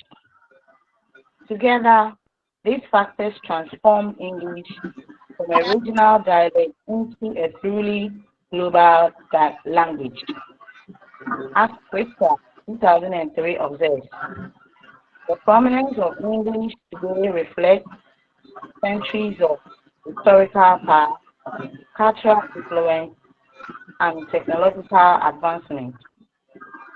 Understanding these forces helps explain not only how English became dominant, but also why it continues to serve as the principal means of international communication in the 21st century. Thank you. Okay, so thank you, reader, for such an amazing reading skills. So this is a sample essay, and I must say that this was the question for the Institute of Education students, their end of sem. This question came, and they were given 3 different articles as part of the question. So they will quote some articles. They will provide reference details there. So read those extracts and use the extract to write your essay. And this was the question. So you read the extract, you don't copy everything in your essay. You write your essay, but cite from those extracts. So that was the question. If you copy everything, all the extracts, it goes against you. You get a lower mark. So you write your essay, but read the extract and cite from the extract. After that, you provide list of references, bibliographic references, like we have on the screen. So what it means is that in this essay, we have cited 5 people or from 5 different sources. The first one is Crystal, we have Grador et al., we have Jenkins and Lang, we have Kachu and Philipson. So after the essay, this is the bibliographic referencing we are talking about. And you realize that it is done in alphabetical order. Crystal came first, Grador et al. And look at the Grador et al. Know that at the bibliographic reference section, Francis, mute yourself.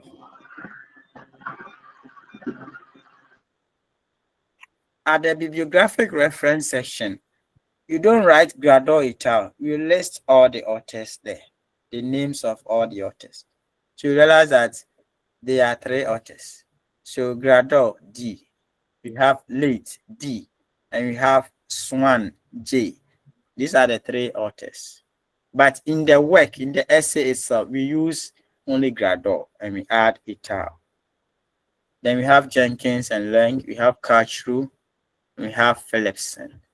So this is referencing, and this is bibliographic referencing. How we incorporate it in the essay, and after the essay, how we list the references.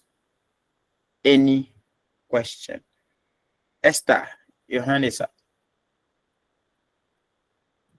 Thank you very much, sir. I had an issue with my network, so I was off a bit. But so when she was reading the essay, I realized that the essay had both integral and the non-integral citation in it. But yes, when you come to the bibliographic references, it was just the integral that was used. And I want to know, it's acceptable to mix the two in the essays. You can mix the two, the integral and the non-integral, but then the bibliographic references, you can choose one. Okay, that is a very important question. But note that the integral and non-integral citation is only peculiar to in-text citation. When it comes to the bibliographic referencing, there is nothing like integral and non-integral. So the integral and non-integral are peculiar to the in-text citation. It's just a matter of the integral, forming integral part of the sentence.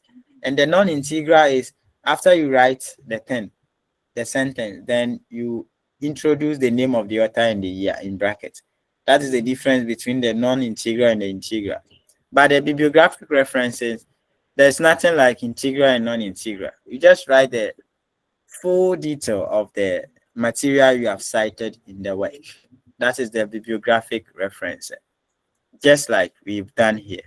And note that I mentioned earlier, the integral and the non-integral, you can mix them in your work, depending on how you want to structure your sentence. You can mix them in the work itself. Yeah, Thomas. Okay, thank you. Yes, doctor. Please, I want to find out whether it's appropriate to use 2 connective at a go, because I've seen this in a write-up, and I don't know whether it's a right way of using the connectives. For example, like you saying, also, another major factor, I don't know whether that is acceptable. And another example is last point, finally, something of that sort. I've seen these in a write-up, so I don't know whether it's appropriate. Yeah, you can use them, but it's a it's a repetition, so you can avoid them, but it is acceptable. So you can say that. What did you say? The last one was the last point. You can say the last point, comma. Last point, Finally, comma. last, yes. So you can say the last point, Last comma. point, Finally, comma is that is accepted. Also, comma. Another reason is accepted. So they are acceptable, but just that you may not want to be repeating yourself. So just use one. So another reason that's accounted for the spread of English is then you go straight to the point. But you can use them together.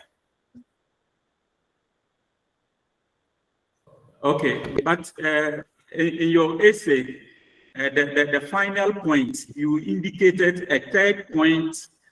I don't know, why don't you use finally or lastly? Okay. So the last factor says a third factor that accelerated the global dominance of English, the influence of mass media and blah, blah, blah. Yes, you are right. The appropriate one to choose is finally or lastly or the last factor, because we are writing on three factors. So if you use a third factor, it means there is another factor or something of that sort. So you can use lastly or finally. Yes, you are right. Yvonne.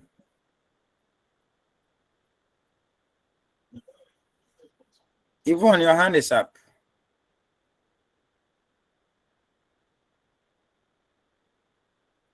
I think she's not aware her hand is up. Okay, any other question?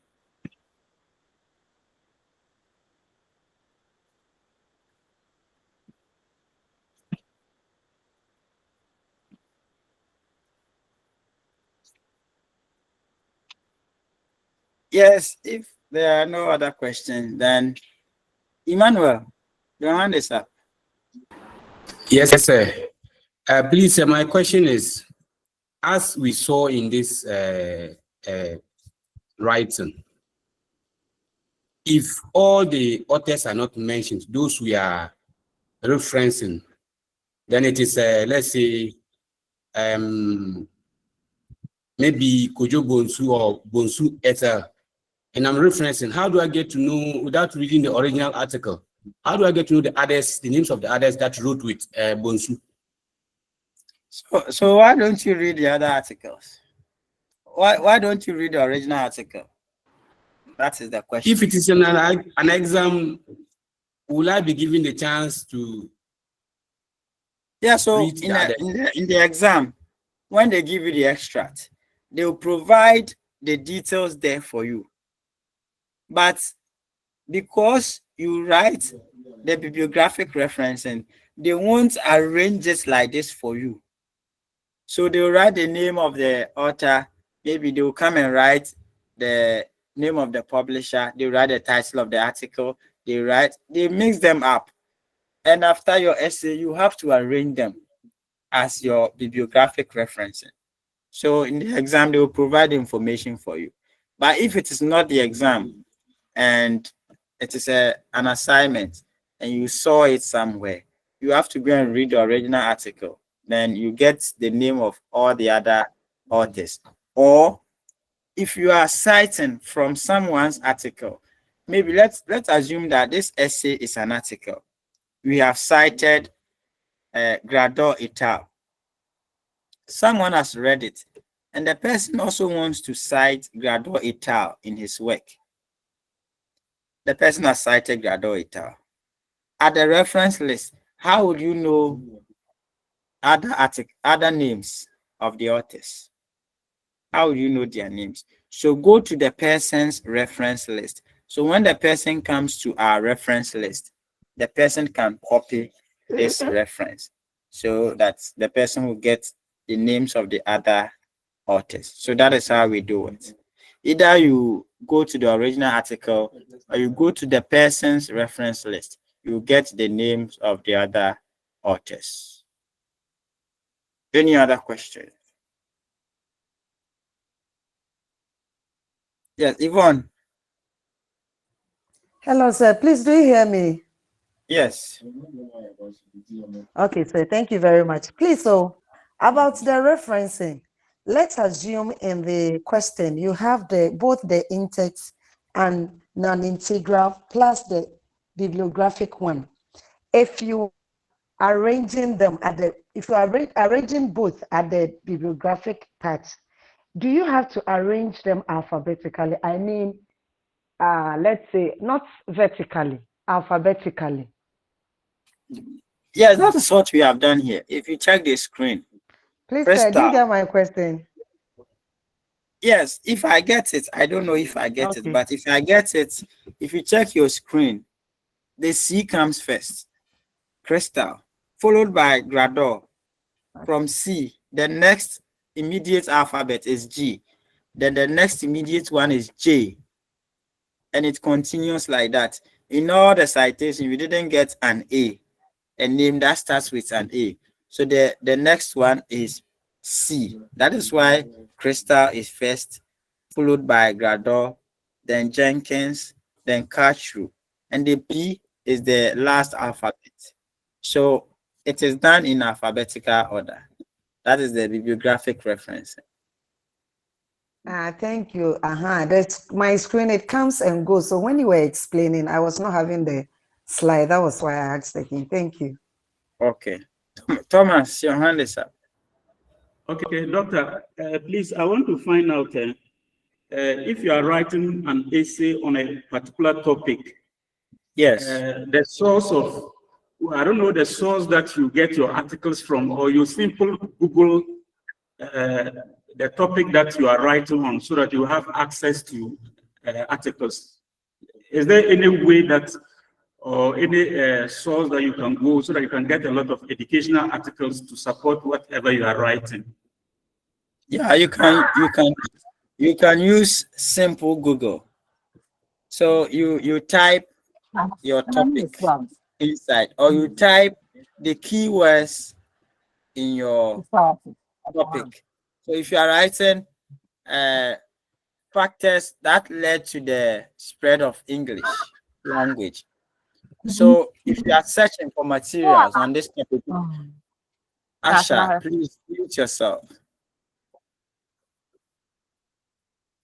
So you can just Google the spread of English language on Google and you add PDF. If you type the topic there, add PDF so that you get PDF articles. PDF articles are most scholarly. So you get your scholarly articles that you can cite from. Or you can go to Google Scholar, and you type your topic in there. You get a lot of articles. And Google Scholar, sometimes you don't get most of the articles you want, but it also provides a lot of articles. And with one interesting thing about Google Scholar is that you can indicate which year's articles you want. So maybe you are writing an essay now. So you want an article on the topic that was published between 2015 to 2024. You want that articles. If you indicate it, you get, they will specify it for you. Only articles published within that period will come. But if you do the normal Google, they can give you 1990 articles and all that. And note that when you are citing, you have to take note of three important things. One is authority, and two is relevance, and three is recency. Recency. When you talk about the authority, you are looking at the authority in the field. The authority in the field. Assuming you are talking about a particular theory, and the person who propounded the theory in 1980, You cannot talk about the theory without citing the 1990 paper or 1980 article. That is authority. He owns the theory. Apart from that, you consider recency. If you are talking about teenage pregnancy in Ghana, you don't go and cite an article that was published in 1990. No. There are recent studies on teenage pregnancy from 2015 to 2024 or 2020 to 2000. That is the ones you have to cite, because the one published in 2000 used different data. So the results is different now. So you have to use the recent articles.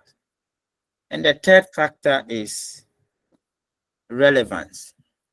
Some people, they are talking about teenage pregnancy, and the article they are citing is nowhere near teenage pregnancy. They are not even talking about teenage pregnancy. But because they want to cite, they will just cite anything at all. So if you are citing, note that what you are citing is relevant to the issue you are talking about, or what you are citing is a recent article, or what you are citing is an authority in the field. Mercy, your hand is up. Sir, please, I want to know, you said the first one is the surname, and then you write the first name, just the first letter. I want to know, let's say the person I'm citing is having two surnames. Like me, I have two surnames. Am I to write both of the surname, or I should just choose one and write? You choose one. So if you go to the article, if the surname is not hyphenated, if it is hyphenated, we take it as one. So you write it two and you hyphenate it. But if, for instance, we have a name like, what's your name? Please, I'm Mercy Opokuware. Mercy Opokuware. Yes, please. So which one is your surname? Opokuware. So Opokuware is the surname, and if on your article, if you write an article to show that Opokuware is your surname, you have to bring a comma between the Mercy and the Opokuware so that we use both Opoku and Ware. So in your case, you have Opokuware, comma, M dot, then the year will come. If not, someone will use just the Ware, because that is the name that comes last. And in publication, mostly the first name comes first and the surname comes last.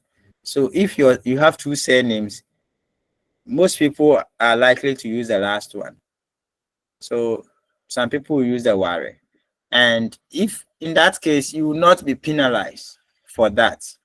You will not be penalized for that. So any other question?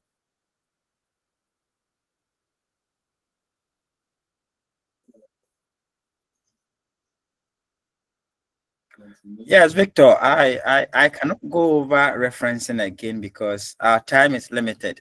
We have to go for a short break, then we look at our last topic, that is word formation. And even with that, you have a lot to talk about. So I'll send you the slides and you take your time and go through. Tonto, your hand is up. All right, sir.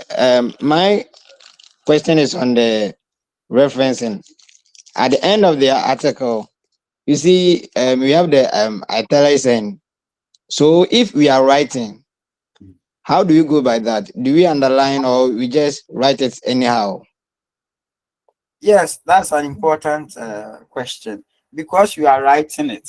You can't italicize your handwriting. So you underline the topic, the title. If it is the title you are italicizing, you have to underline it. If it is the name of the journal, like the fourth one, the cashew, you know that it's an article, so you don't underline the title of the article. You rather italicize the International Journal of Applied Linguistics. So if you are writing, you underline International Journal of Applied Linguistics. So that is it. Okay, let's go for a 15-minute break. Then we'll be back for word formation processes. That one, I will just introduce it and you go and read around it. It's just a simple topic because I've lost my voice.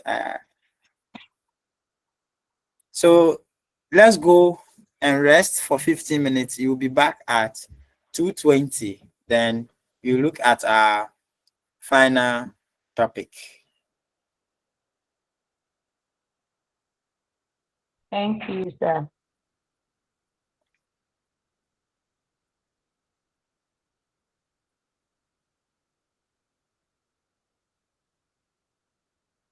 Hello.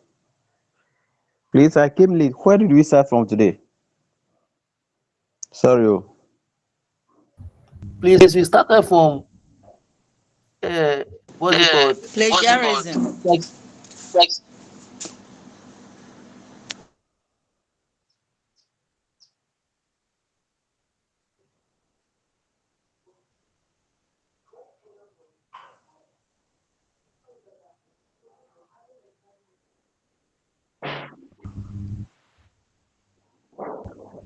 Hello. I think we should begin a past question to study. In fact, I'm confused. I don't even know what to do.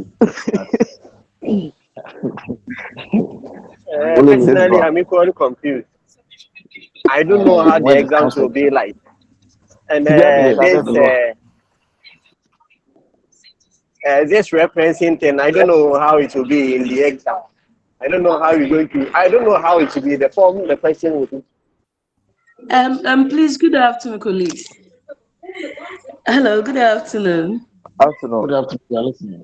Please, I'm a bit confused here. So, how many is it subjects are we writing or papers are we writing? English major. It depends. English major, you are writing for a 3. For this blog, for the first blog, you are writing 3 papers. And the second blog, you'll be writing 4. What's the meaning of the first block and the second block? I've seen something like that on the platform, but I don't understand. Hey, in a semester, they divided it into 2. Okay. So, instead of having 8 courses in a semester, according to the lecturers, they said we the students, our seniors, they pleaded on the 8 courses. So divided it into 2, making it 2 blocks. Okay. So in every block, we are supposed to take 4. 4. So yes, if you are doing English major, you are taking 3 for this first block. Okay. But the second block, you will take Please, is 5. it 4 or 3? Because we are doing 4 No, courses. hold on. No. Please check from your, how do you call it, your portal, because me too, I am doing English, but I am doing 2 English this log and 1 Yes. Ghanaian language, which is so Yes. probably in your portal, okay? So The some are doing 3 English. Yeah, But some of us English. You have to check from your portal, else you'll be confused. Hey. Yeah, Okay. hello. Some are doing 3, some are doing 4. Hello, colleagues. Then maybe you need to check because some are doing 3 and some are doing 4. Now, please, yes, how that is what I doing do. Why? I don't know. You check from your portal. I think we are doing 4 courses too. English major. We are doing usage of color. Yeah, I'm doing 3 I'm doing 3 courses this blog. Hey, The writing techniques. The writing techniques, the curriculum studies in English, and the use of English. That is what I am doing for this blog. I am doing English major and 3 minor.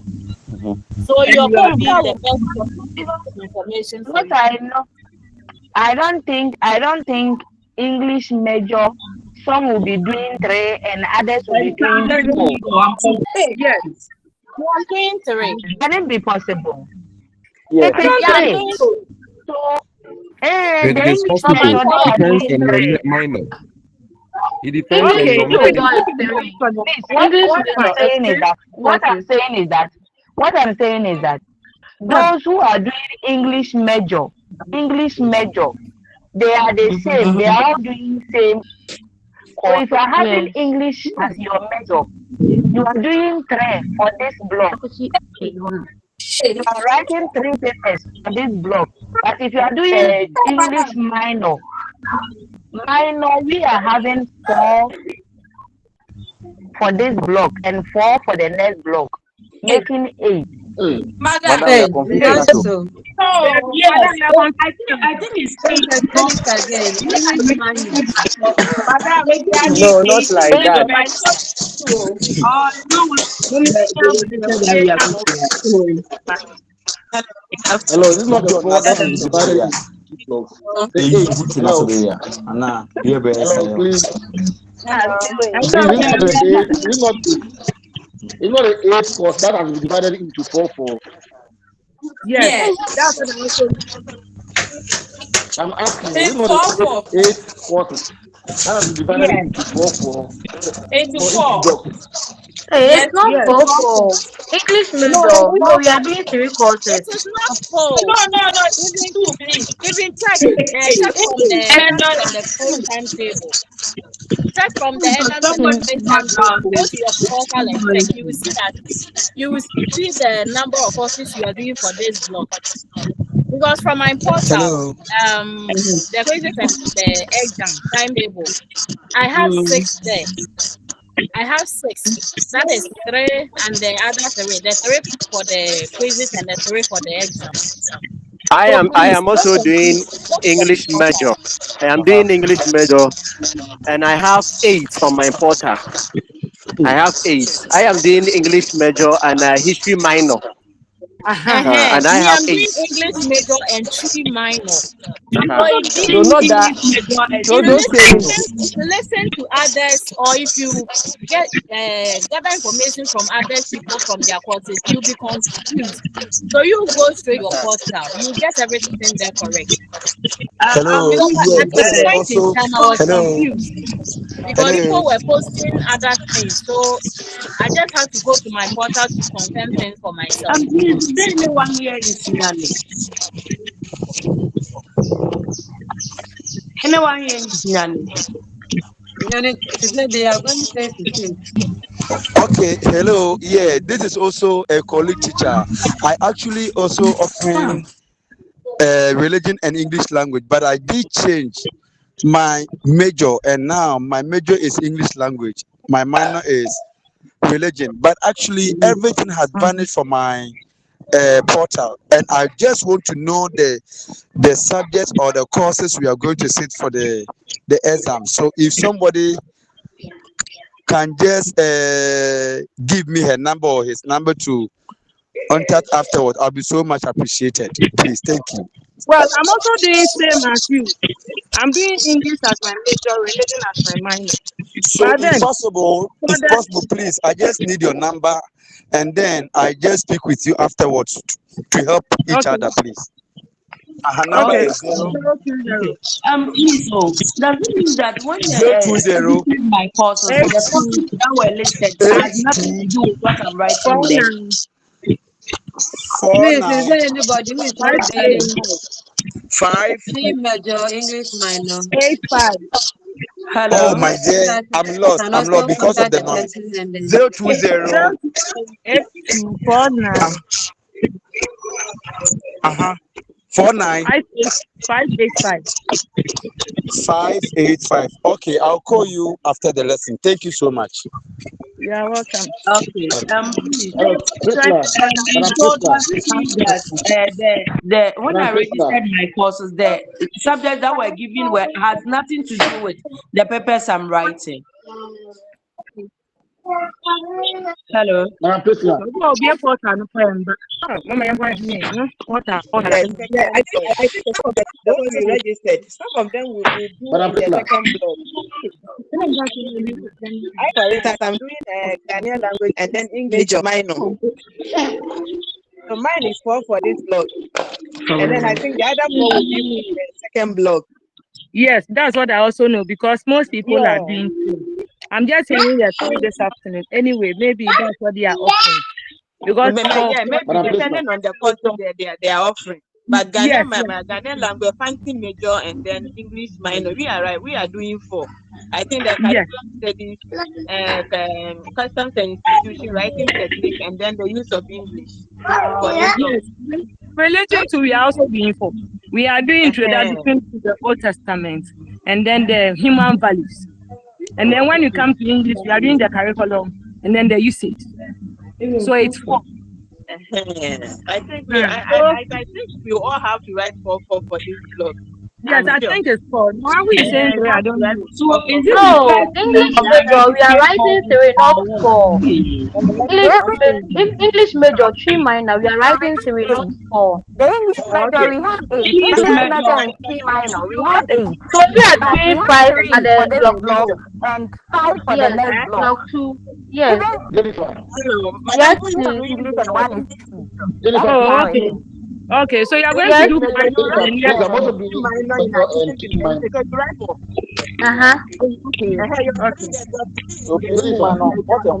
Yeah, I'm here. Please, can I have the number because I'm also doing English major and then no Ghana language 3 minor. Yeah. We communicate. Why? Yes, I'm also doing same. I'm agree to that. But I'm moving so. That block will be doing 5. So Jennifer, let's go. I'm taking your number. 0542 0542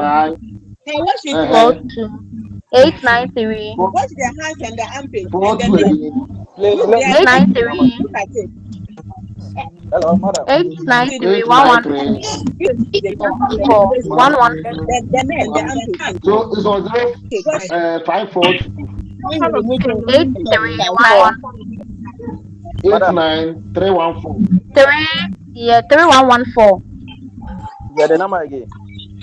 054 Please come again. The neck, and then the hand. 893 114. 0542 893 893 114. Yes. Is the name Jennifer. Please, the name is Madam Jennifer. No, please. Accra. Oh, okay. But so English major and then 3 minor, right? Yes, please. Yes, please. Okay. My name is Sandra. Okay. So I'll get in touch. Okay, I'll be expecting your test. Okay.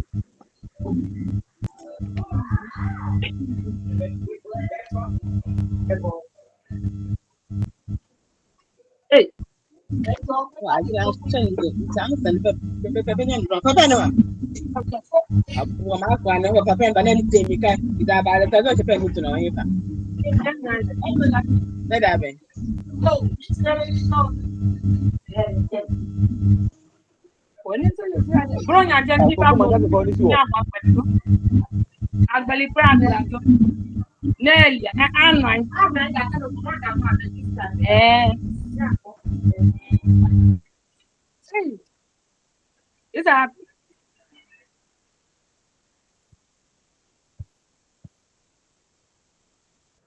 Please, can someone take us through the plagiarism before the lecture comes?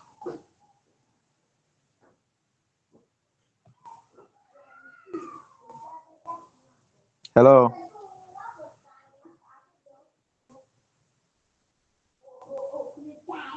And yeah, I think you should do it too. Let's you start something. Anything you know about it, you can let's share.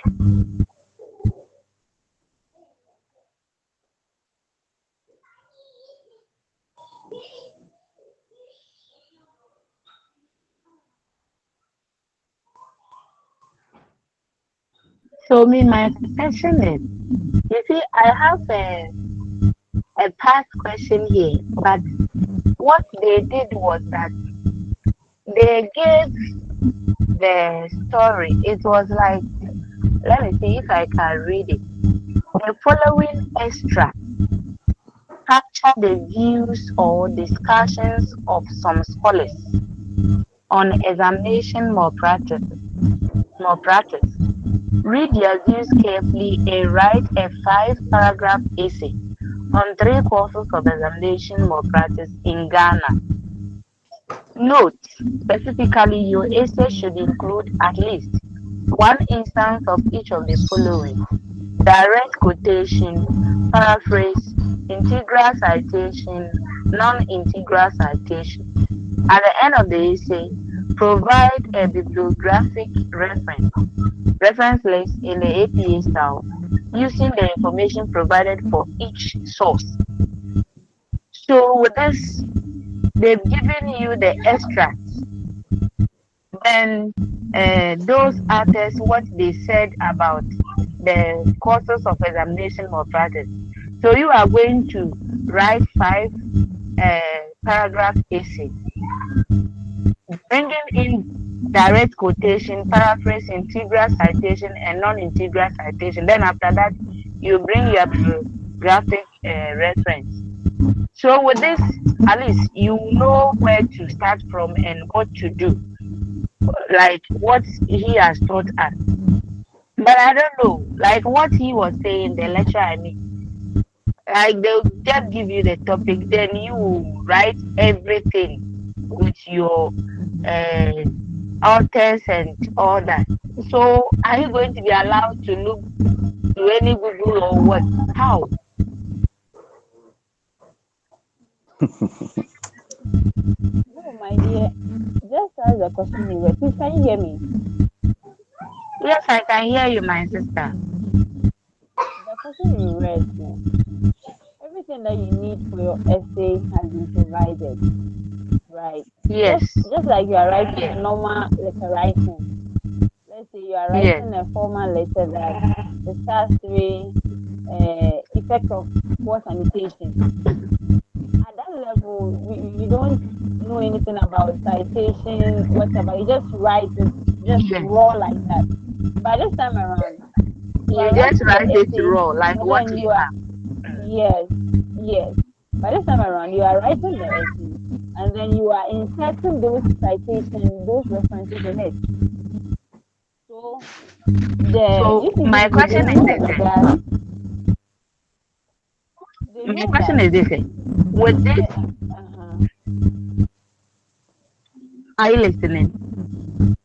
yes, Hello. Hello. I'm listening to you. With this, they have given you what they need from you, from the passage that they've given to you. So if you are going to back it with what you know, like what we do, let's say SS or JHS level, you back with what you know. But they've given everything to you so that you just know that the 5-paragraph essay that you are going to write, these are the things they need from you. So you just pick it from the passage that has been given to you, then you write. You get it? This is what I have. But, so I am asking that, can they also give you a raw question like what he showed us? No. Then they will ask you to write about it. No. Every essay that they give you, they'll give you the reference. That will guide you to write. They'll give you the extract like this. Yes. Every essay. There was a first question that I came across. There was 3 questions. 3 questions. Each question had an extract. Yes. So this one is So 2. the I have question 2 that questions.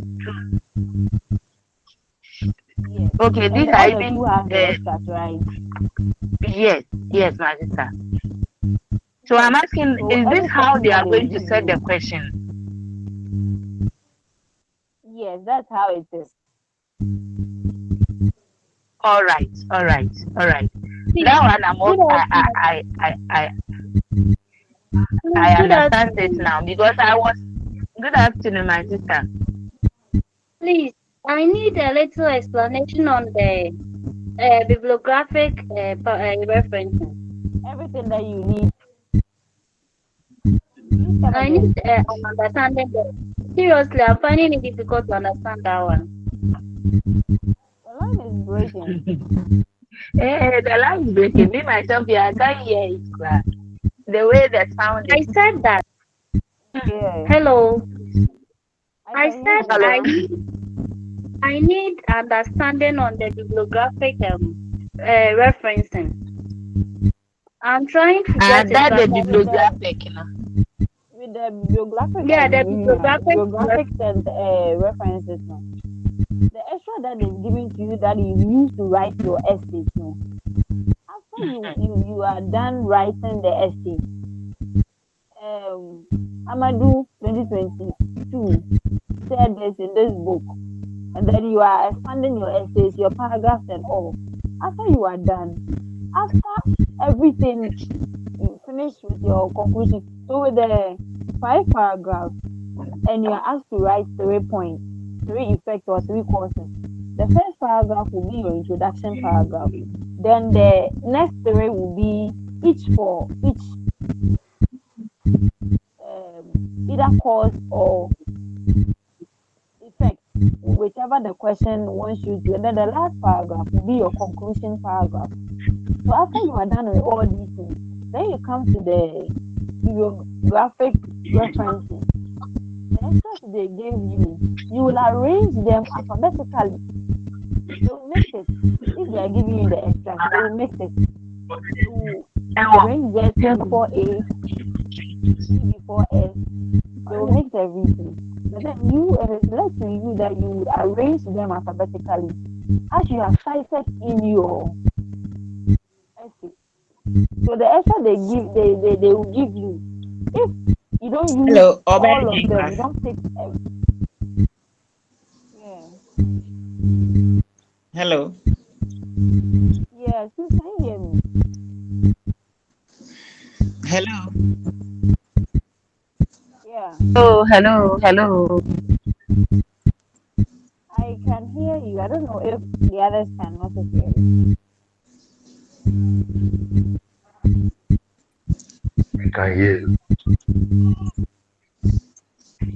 Yes. So, as I was saying, the extra they will give you, the references that they will give you, if you don't use everything in your essay, you don't have to bring all of them to your bibliographic references. Let's assume that you've been given about 10 different citations, 10 different references, and then in your essay, you use maybe 4. The 4 you use in your essay, that is what you use for your bibliographic referencing at the end of your essay. The authors that you use. Yes, the authors that you use in the essay, not the extra they gave you in your essay. That is where these are the references that you arrange them alphabetically in your bibliographic referencing. So they will give you as much as you need, not many though, but they will give you as much that you need. And maybe each paragraph you cite one, depending on how you want to write it. But then you make sure that at the end of your essay, you've cited, there's a reference in each paragraph that you have written. I hope it's clear. Me, the question is, you see, when you are citing, he says surname, then the title that that place is no, that is where I'm particular of. The title from surname, title, the rest, that's where I have the problem. The surname, the year, the title, and then all. And look, let's not be so confused. All these things they will give it to you in the extract. They will have already arranged it. Yes. That's the name. Hello. Everything is in. You have to arrange them. They will give the information to you. Then after everything, You have to arrange them. then you have to just as we did during when you were writing a project work. Project work. Yes. After the project work, see that you have to make a reference The list at references the at the back. back. Yes. Yeah, that's how it is being done. So whatever, Yes, they give you everything, but then they whoever will you mix them up. cited, after everything, then you bring it in details at the back of your work. Yes. Then you arrange it in the alphabetical order. So if in your essay the reference you cited began with A, then you start. If there is no A, just as the essay he made us read a while ago. If there is no A, which immediate alphabet did you start with? Then you arrange it in that order. The alphabetical arrangement has to do with the names of the authors. The name. The name. So Yes. if the person those that you cited, if the immediate letter starts from G, letter G, then that one has to be the Start first with one. G. You have to Yes. write at the referencing place. The referencing place, do you bring That's what he was saying. Please come again. Please come again. the referencing? Uh-huh. Do you bring the surname or the Christian name first? No, the Yes. surname first. The surname. And then the Christian. And then you bring the Christian name, the initial. The other name has to be the first letter of the other name. Yes. The The initial. So if it is initial. Mercy, The you write initial, M. yeah, the initial of the other name. So if it is Dominic, you just write D. Okay. D. Yes. Then D. You write the surname with comma. Abuaje Dominic. So you write Bring the Abuaje, comma D. Abuaje, comma Then D. Dominic, Yes. then D, full stop. Then you bring the year. Yes. Yeah, the year and then the title. Either if it's a book, if it's a source, an article, then you continue with that.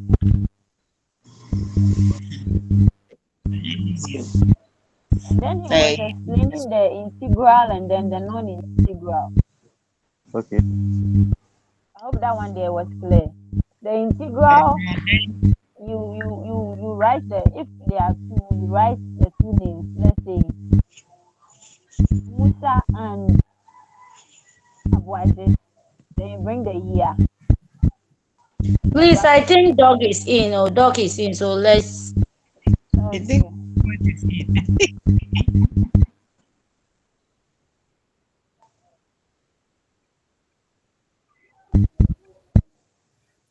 All right, so let's. You are welcome back.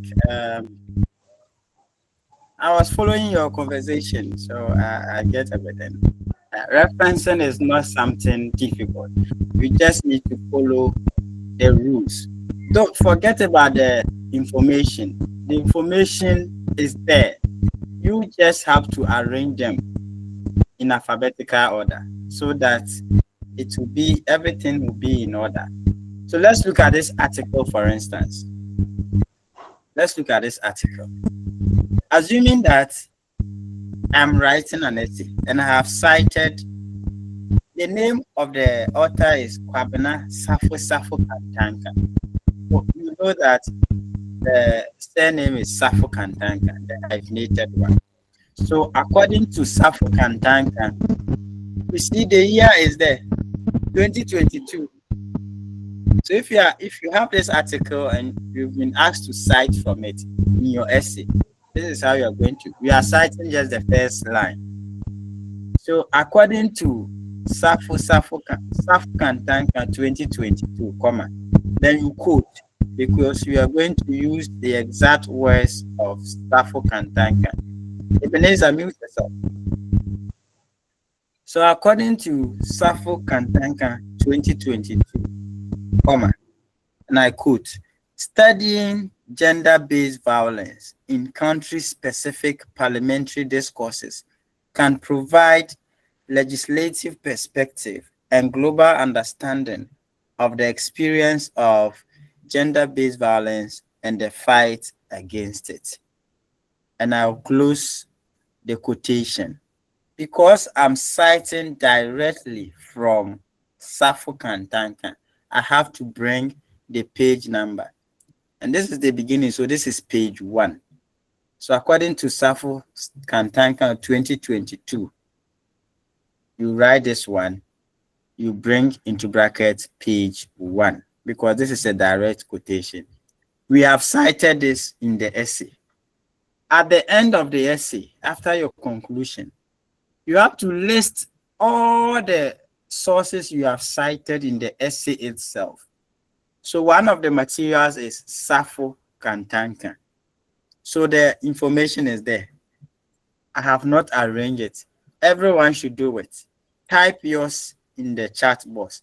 How would you do the bibliographic referencing for this article? Everyone should do it in the message box. Now we have,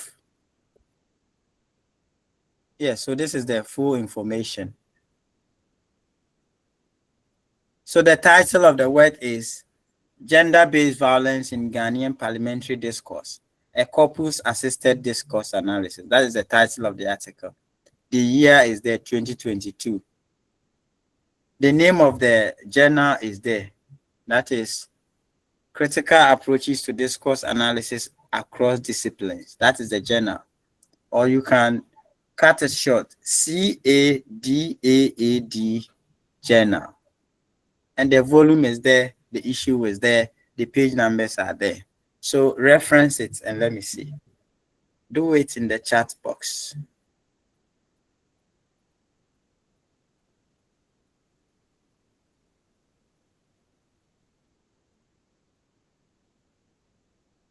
So I'm giving you 4 minutes because we have to look at the last topic. It's 2:36. So I'm giving you 4 minutes to do it.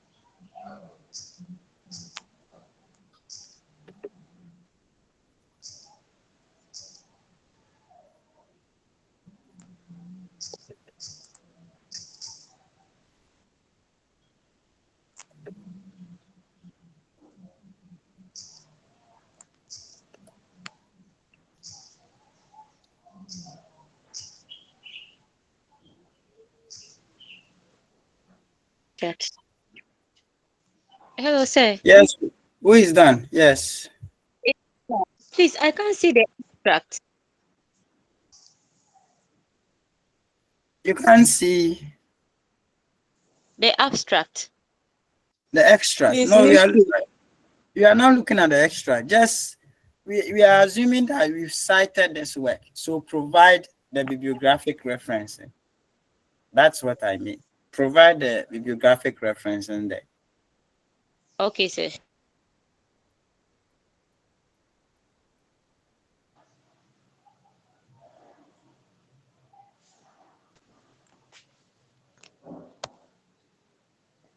Nkasa man.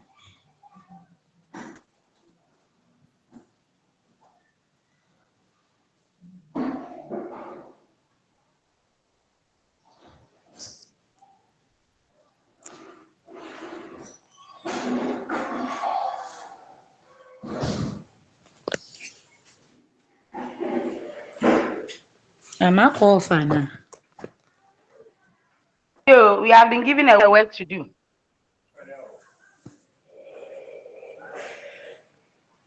Gender-based violence in Ghana parliamentary discourse. Hey, madam, read silence.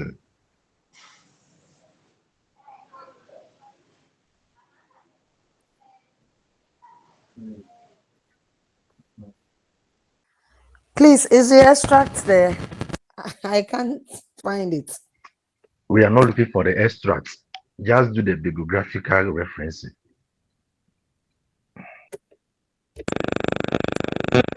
But we are picking it from the extra. I don't have anything to do.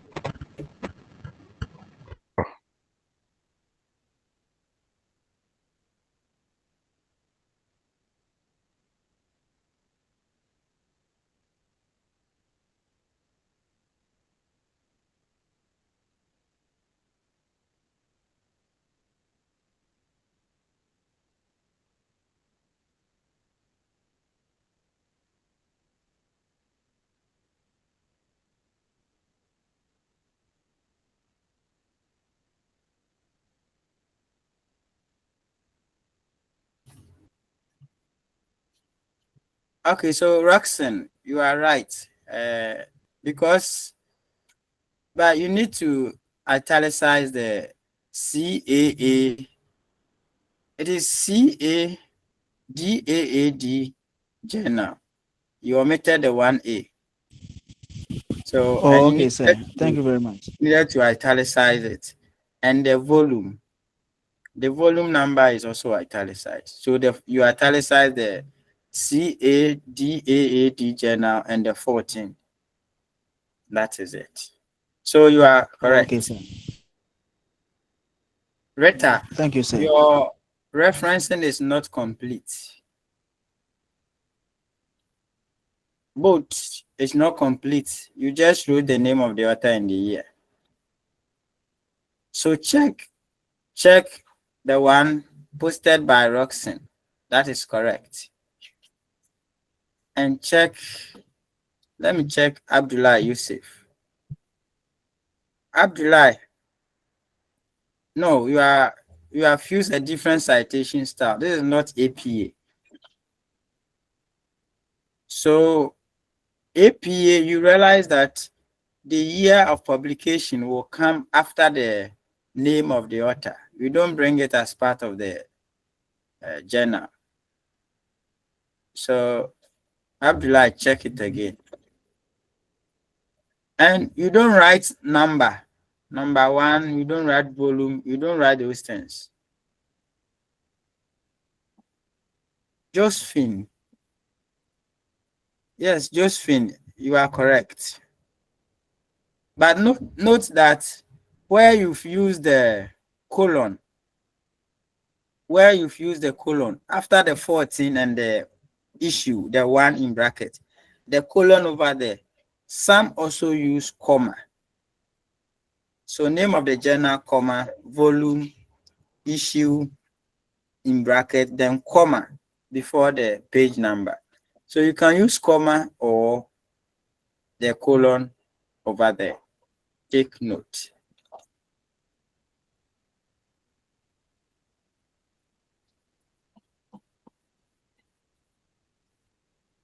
Mercy, Parliament Discourse. Check the title of the work again. That is not what we have here. And this is the article itself. So you don't follow exactly what is there. The title, everything should be in small letters apart from the G, gender-based, and the a corpus. And the Ghanaian is a proper noun. So the rest should be in small letters. Parliamentary discourse, violence, discourse analysis, everything should be in small letters. Apart from the gender, the G for gender, the after the colon, and the Ghanaian. Yeah, so Abdullah, yes, I think, yes, Abdullah, you are right. So that is how we reference an article. George, we don't put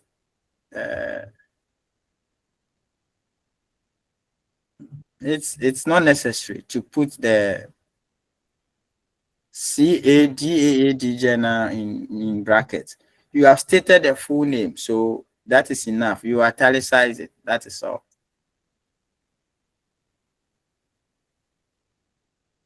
Yeah, Tonto, you are correct. Yes.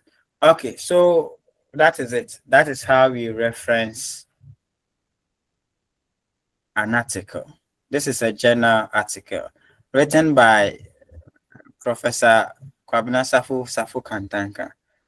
That is the Dean of the Faculty of Arts, University of Cape Coast. Now, let's look at our last topic. This topic, I'll just introduce it, then you go and read around it. There are about, according to the Oxford Dictionary, the Oxford English Dictionary, we have about 600,000 words in the English language. 600,000.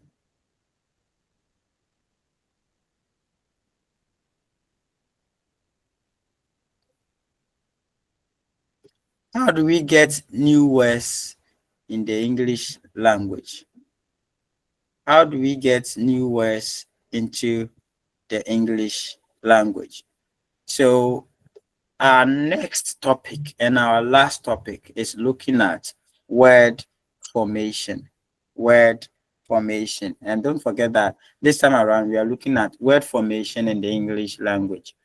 So when you talk about word formation, we are looking at the process through which new words are formed, or the process through which new words are added into a language. How the words we use in the language, how are they formed? How do we get these words? And what factors contribute to the formation of new words? That is what we are going to look at. What factors contribute to the formation of new words? And how do we get new words into the English language? So who can tell us some of the factors that will account for formation of words? How are new words formed?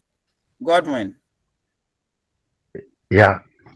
I wanted to say technology. New words are Technology. formed, yeah, in a sense Thank that you. when, How do you explain that? Technology. yeah, I wanted to explain this in a way that uh, because we are forming a new words, when a new device is being formed, we are trying to look for a word that can be accepted into the society. So that is how I can talk about now about the technology. Okay, so thank you, Godwin. Let's assume that 20 years ago there was nothing like iPhone, but as a result Yes. of advancement in technology, a new device has been introduced, and the name given to it is iPhone. So now we have a new word called iPhone in the English language. So advancement in technology can lead to a formation of new words. Yes, Azubri or what? Yes, let's hear you. Yes, please. New words can also be formed when particular words are accepted in society for its Okay, globability. For example, okay, we have doomso. okay, Doomso is not an English word, but because of looking at the situation, they accepted it as what an English word, and it is now added to what the dictionary. okay. Thank you. So as the society grows, or certain factors occur, and we accept a particular word, and that word becomes part of us. A typical example is what he mentioned, doomso. Yes, Esther.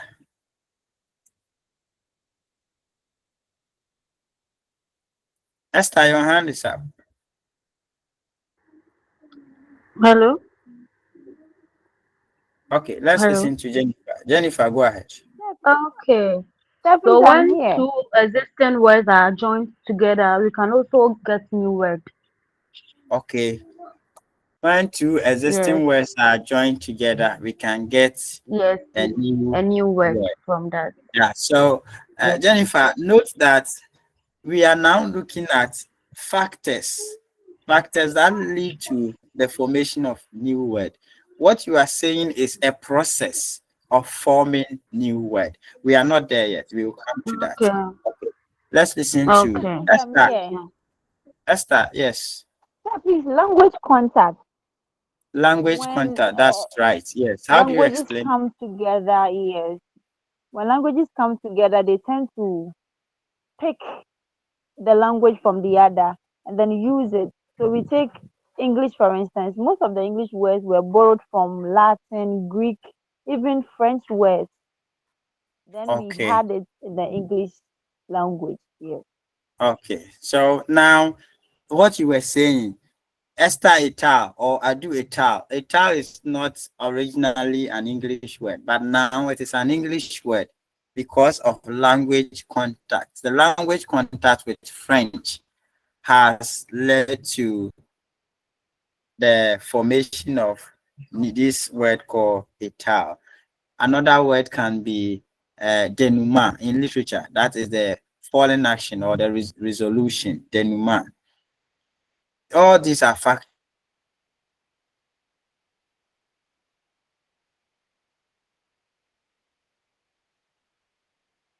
of new words. Tonto, your hand is up.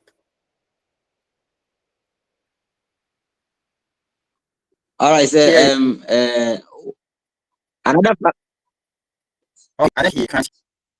hello. Another Yes, factor go ahead. that can lead to formation of new words is the neurology. That is when new concepts come into being.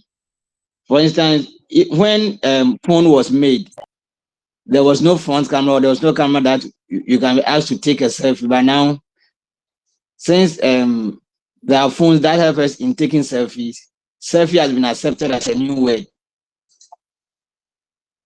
Okay, that is correct. That is correct. So that we can attribute that to new discovery. New discovery.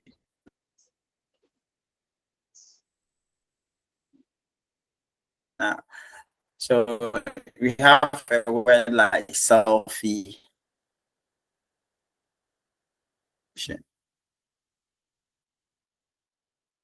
Yes, sir. So I was about to talk about new discovery, and but you just mentioned it. So I was like something like COVID-19 was also a new discovery, and we have borrowed that word into our English word. So COVID has now become a word that is accepted. Thank you. Okay, thank you very much. Then don't forget that the study of the origin and the history of a word, like we are doing now, is the word's etymology. So you look for a word in a dictionary and you get the meaning, but you may want to look at the history or the origin of that word. If you are doing that, you are looking at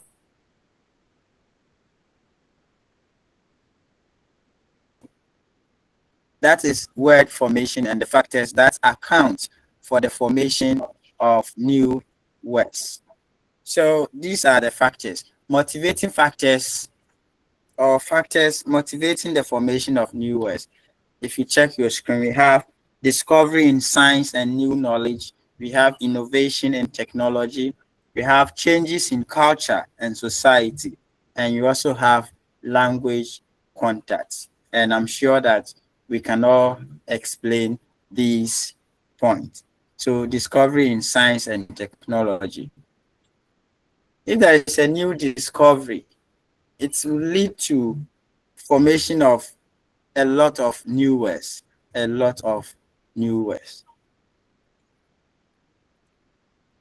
So the word evolution, for instance, we are told that it was formed from the verb evolve to capture the idea of gradual development of species over a very long time or a very long period of time.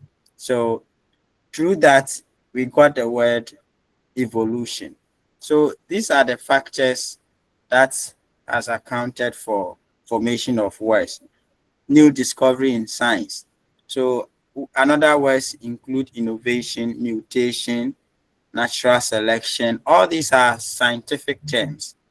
So science has led to formation of several words.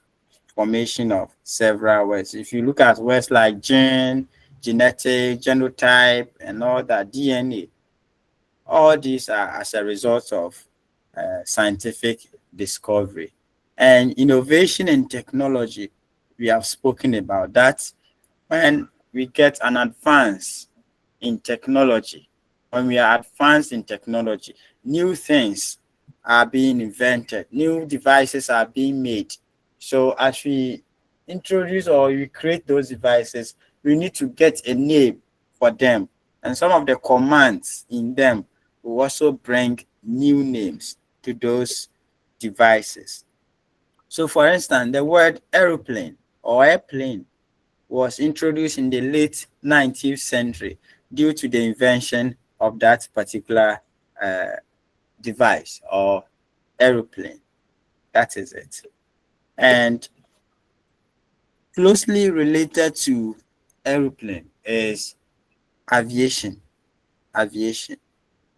So technological development responsible for thousands of words related to aviation. So aviation related words include airport, boarding pass, plane ticket. If there was no plane, aeroplane, we wouldn't get these words. So as you invent something and you give a name to that thing, there will be all other things surrounding that particular device. So as a result of inventing aeroplane, now we have airport, boarding pass, plane ticket, pilot, air hostess, and all other words. So all these are factors that contribute to formation of new words. Changes in culture and society. Changes in culture and society. So our culture and certain things that happen in our society can lead to the creation of new words. Some can be pandemics like COVID-19, for instance, resulted in a lot of words. Social distancing, coronavirus, lockdown, and all that. Before the COVID-19, we didn't hear of lockdown, social distancing, and all that. There could be words that were there, but to put them together to mean this particular thing wasn't existing until the arrival of COVID-19. So these are factors that contribute to the formation of new words. And someone also mentioned language contact. When languages come together, sometimes the languages borrow from each other to form new words in the other language.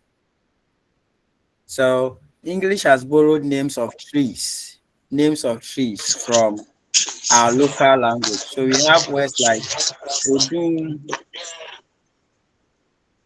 Odun, Wawa, and all other words in the local language. Francis. Hello, sir. Yes, actually, I'm sorry if I'm disturbing. I don't have this slides, and I just want to ask if anyone can put it in the page or can share a link, please. Thank you.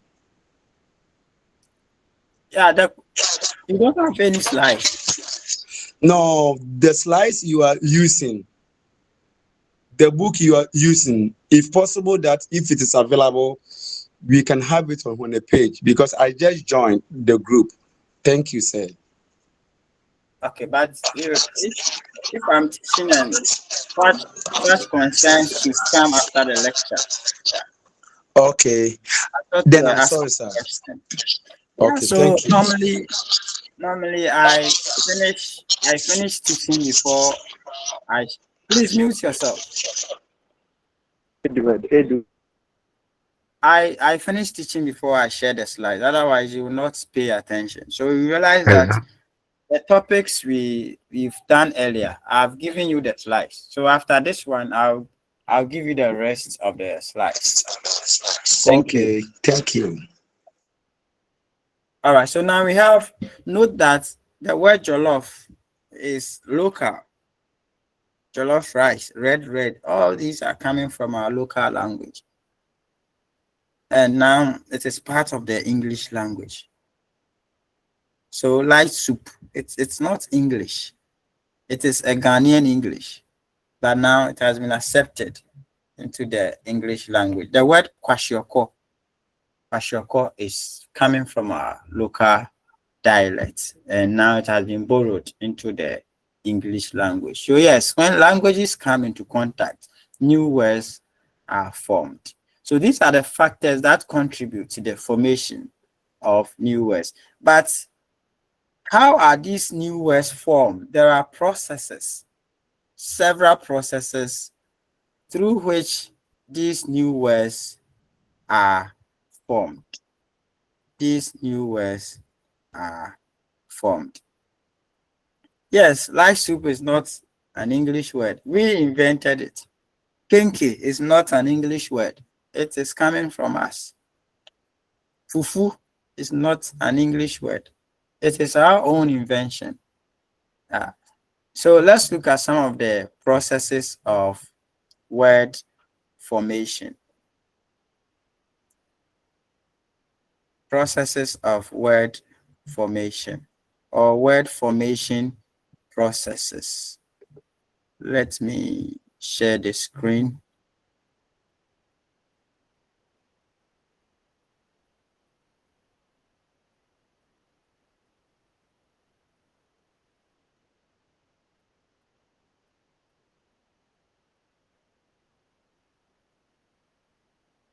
We have so many processes, so many word formation processes. We can't talk about all of them.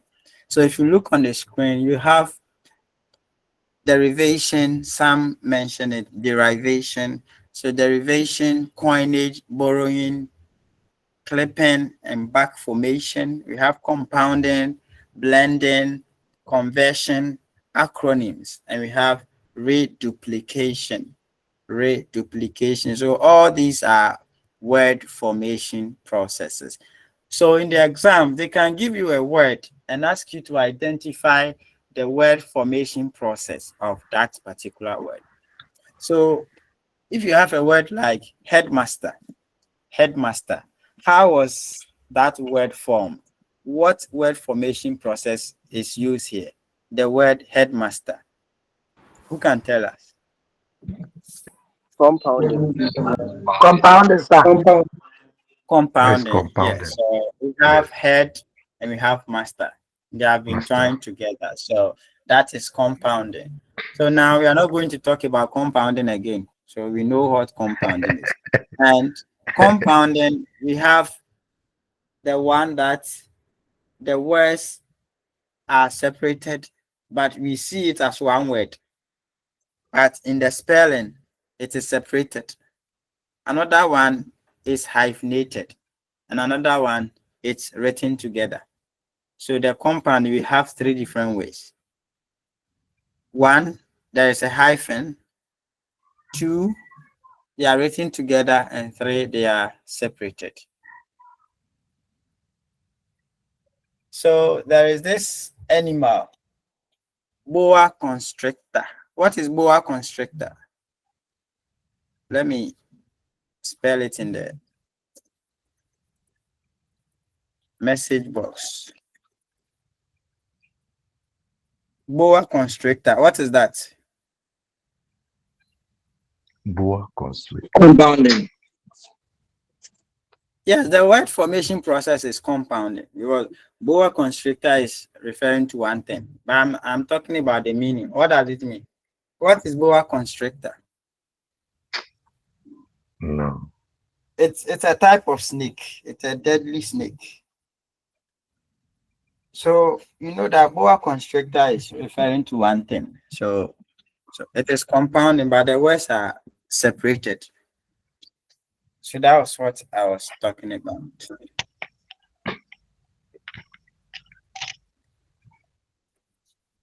Let's look at derivation. What is derivation? We are saying that is the most common word formation process in English. So that is when affixes are added to already existing words to form new words. What is an affix? An affix is the smaller bits or smaller parts of a word. They are like morphemes, the smallest indivisible parts of a word that cannot be broken down again. So if you have a word like boys, how many morphemes are there? We have two morphemes. You have boy and we have the S. So that boy will mean something different. The S there will also can stand alone because it means something different. S is a plural forming morpheme. So it has a meaning. But if you look at boy, you can't break it down again. The Y is not a morpheme. The O is not a morpheme there. So the boy, B-O-Y, is one morpheme, and the S is another morpheme. So you have example of affixes. So in derivation, you add some of these affixes to already existing word to form new words. So you have UN, MIS, PRE, FUL, and all other affixes. If you add them to already existing words, you get new words. So if you have a word like happy, you add UN, you get unhappy. That is a new word. You have boy, you add ISH, you have boyish. You have care, you add LESS, you have careless, and all that. So I want you to give me example using the affixes there. Yes. Yes, Mariam. Sir, please, I want to ask a question. Okay. It's like the example. I can see that even though they are affixes, I can see some prefixes there. So I wanted to ask whether it's only the affix that are added to already existing words or whether Prefixes. Okay. So the confusion here is that they are all affixes, but if they are beginning, We they have are suffix. prefix. So if they are ending, No, that is the the suffix. yeah, we have sorry, the suffix. suffix. We have suffix. Sorry. We have prefix. The prefix means that it comes before, and the suffix after. You see, and they are all affixes. That is what say is trying to say. So all these are called affixes, but the one that will come before the word itself. So example, unhappy, the UN is an affix, but it is a prefix before it comes before the happy. And if it comes after the happy, it is a suffix like helpful or happiness. Happiness. The NESS is an affix, but it is a suffix because it comes after the main word happy. Okay, thank you very much, sir. Opoku Ware, your hand is up. Yes, dog. Can I say that affix is the process of fixing either the prefix or a suffix? Yes. So the broader term is derivation. Some will call it affixation. Affixation. They are all processes of forming new words by adding affixes. Under it, we have prefixation. Prefixation, adding prefix to the already existing word. So example is unhappy. We also have suffixation. That is where we add suffix to the already existing word. Example is joyful. We already have joy. Then you add ful to form a new word, joyful or careless. So that is derivation. Any other question?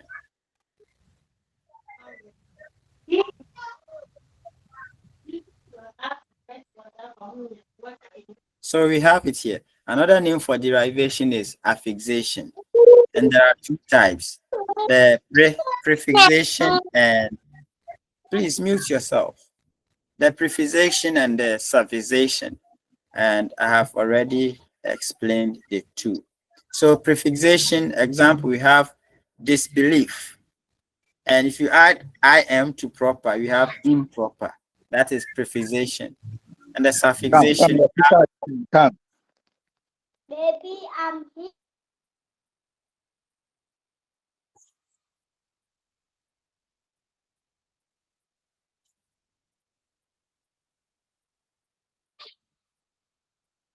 Yes, Emmanuel, apart from prefix and affix, please, if you are talking, you have to mute yourself. It distracts the lesson. Apart from prefix and suffix, we have what we call infix in the middle of a word to get another word, but that is not common in English. I don't think we have an English word that if you have that, you can tell us in the chat box. But there is also what we call infix. And that one, the affix is fixed in the middle of a word to get a new word. But we don't have that in English. If you have an English word like that, you can let us know. So, Emmanuel, I think you are sorted. Now, let's move on. So, the suffixation, you have goodness, government, and other example. Another word formation process is coinage. Coinage, also called invention. Yeah, let's hear you. Please, sir, I wanted to ask whether when you say mother-in-law, the in and the law, is it not what you were trying to say? If the in is added to the law, is it not interesting? That is Thank you, compound. sir. No, that one for a compound. That is kind of compounding. That is not affixation. Thank you, sir. Okay, so Hello, sir. another question. Robert, your hand is up. Yes, sir. Sir, with the infix, we can have something like father-in-law. If you want to make it plural, it becomes fathers-in-law. So it has the X there becomes an infix. And we have other examples that we can also cite, like passerby. If you are adding S to the passers-by, becomes an infix. So we have examples, other examples. I was acting it in text, but the guy came in and I thought he was to come here too as well.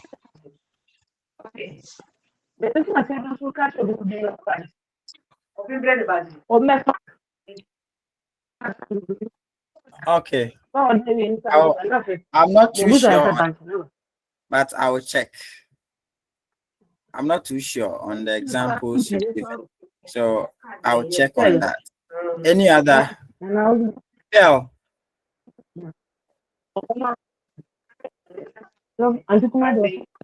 Hell, if you're not asking a question, mute yourself.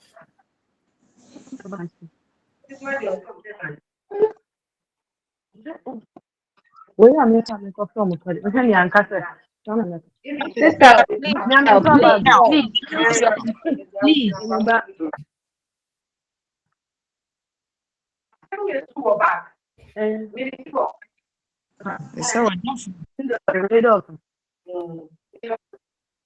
I think she's not aware, so if somebody can call her to mute herself.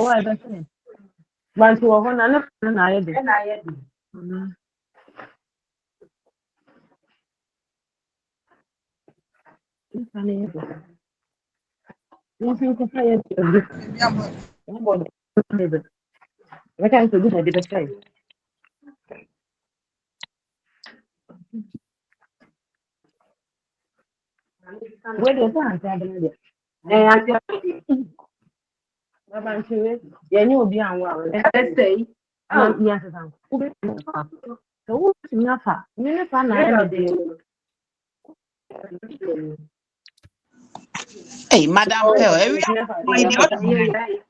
you are discussing your fufu and you are using it to disturb us. Eh? Sunday. I don't know why. Sometimes you cannot Yeah, remove the bed. someone from the Google Meet.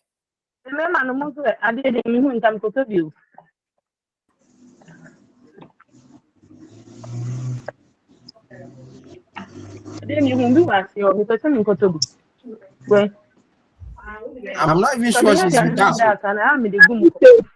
She's aware her mic is on. I'm not sure. Madam Pearl. There's no way we can take her out of the platform. I don't think she's even I can remove Tomatoes and garden here with the devil. So her. whatever you say, you should.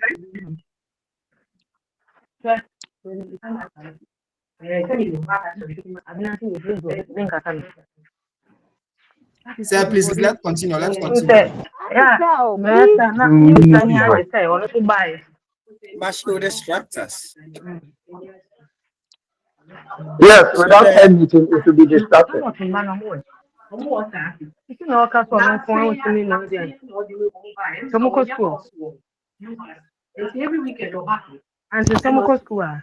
Madam Pearl, Madam Pearl, Madam Pearl, Madam Pearl, Madam. Okay. So from the as part of the infix, I've realized that, or I'm told that we don't. It is not common in the English language. We use them as slangs, maybe in pidgin or in everyday speeches. That is where we have the infix. We don't use them in formal English. So we have a word like one bloody plastic.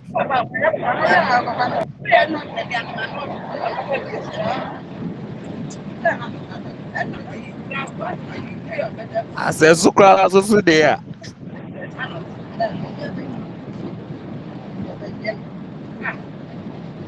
I suggest let's go back and come back. Then at that time she will not join again.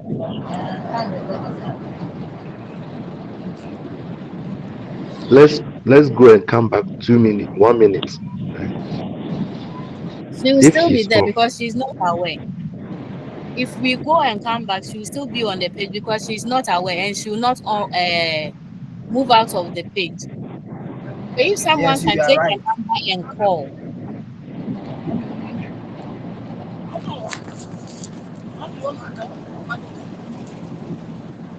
She has muted though. She has muted.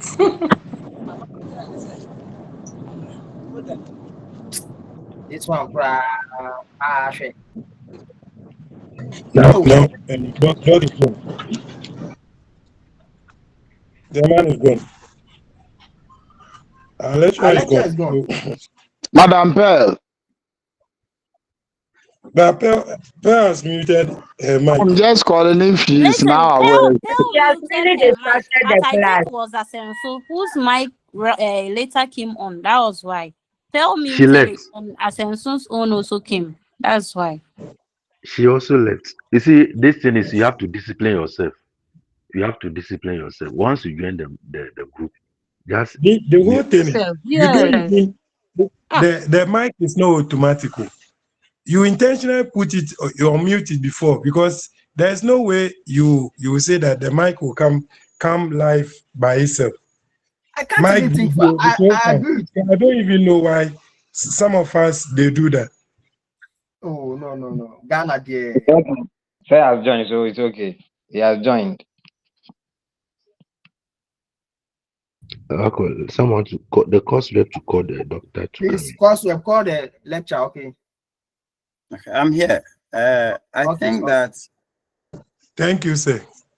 time is, we have almost 10 minutes, just 10 minutes to close. And because of some of these distractions, uh, we are just left with the word formation processes. And I think when we all read, we can understand. However, you have to schedule another time so that we'll meet for just 2 hours, not 4 hours. So find time so that we come and finalize the word formation processes, and probably we may solve some objective questions. So this one, I am passing the information to you. No matter the time we fix it, everyone will have something to do. So we just need to sacrifice for 2 hours. So find an appropriate time and discuss with the course rep so that the course rep will give me the information. You meet Okay, for sir. just two Thank hours, you. or even less than 2 hours, and solve some objective questions for That's the sake of your quizzes and your exam. But that's for fine. now, we will Please, end the please, class here. So, please, I think if you could give us a time, it will be better because some of us Doctor, cannot be at the time that we'll be discussing. So, doctor, if you can give us a time, we will all follow. Thank you, sir. when are you writing your quiz? Hello, please, we are left with one meeting. Saturday coming week, please. We are Sir, left please, we with are one writing it meeting. Saturday coming week. let's Okay, meet Saturday tomorrow. coming week. So it means that right now, as I told you earlier, I'm in the village for a funeral. So I'm even happy that my network didn't disturb me too much. The network is very bad here. I'll go to campus on Thursday. So if after Thursday, since I think next weekend is practicals and you don't do practicals. Yes, please. So we can do it during the weekend, Saturday or Sunday. So Saturday. you choose one. I don't want to impose the time on you. So you discuss and give me the Sunday. Please, Sunday, because Sunday, Sir, Sunday, let's this make time. it the same time next Sunday week. Will be okay. This same yes, time the next same week. Time next week. Yes, Okay. sure, So sure. do you all agree? Okay, that would be Sunday. fine. Yes, Yes, Sunday. Yes, sir. We all do. 11:30. Yes, thank Yeah, you, Doc. yes, yeah. yeah, Yes, yeah. So if no one has a question, I think we can end here. And for the sake of, because I know that some people will not join, so let me give my closing remarks. It's been an interesting class. I think this is one of the most interesting classes that I've met because you contribute a lot. Wow. If I ask a Oh. question, you are ready to respond to the question. So I'm happy about that. So I wish you all the best. Keep it up, and we'll meet some other time because I handle some of the level 200 courses and all that. So maybe we are likely to meet again. So I wish you all the best. So see you on Sunday. Yeah. Thank Closing you, lecture. sir. But the Thank slide, you. the slide. Of the day. You meet on Sunday for more discussion.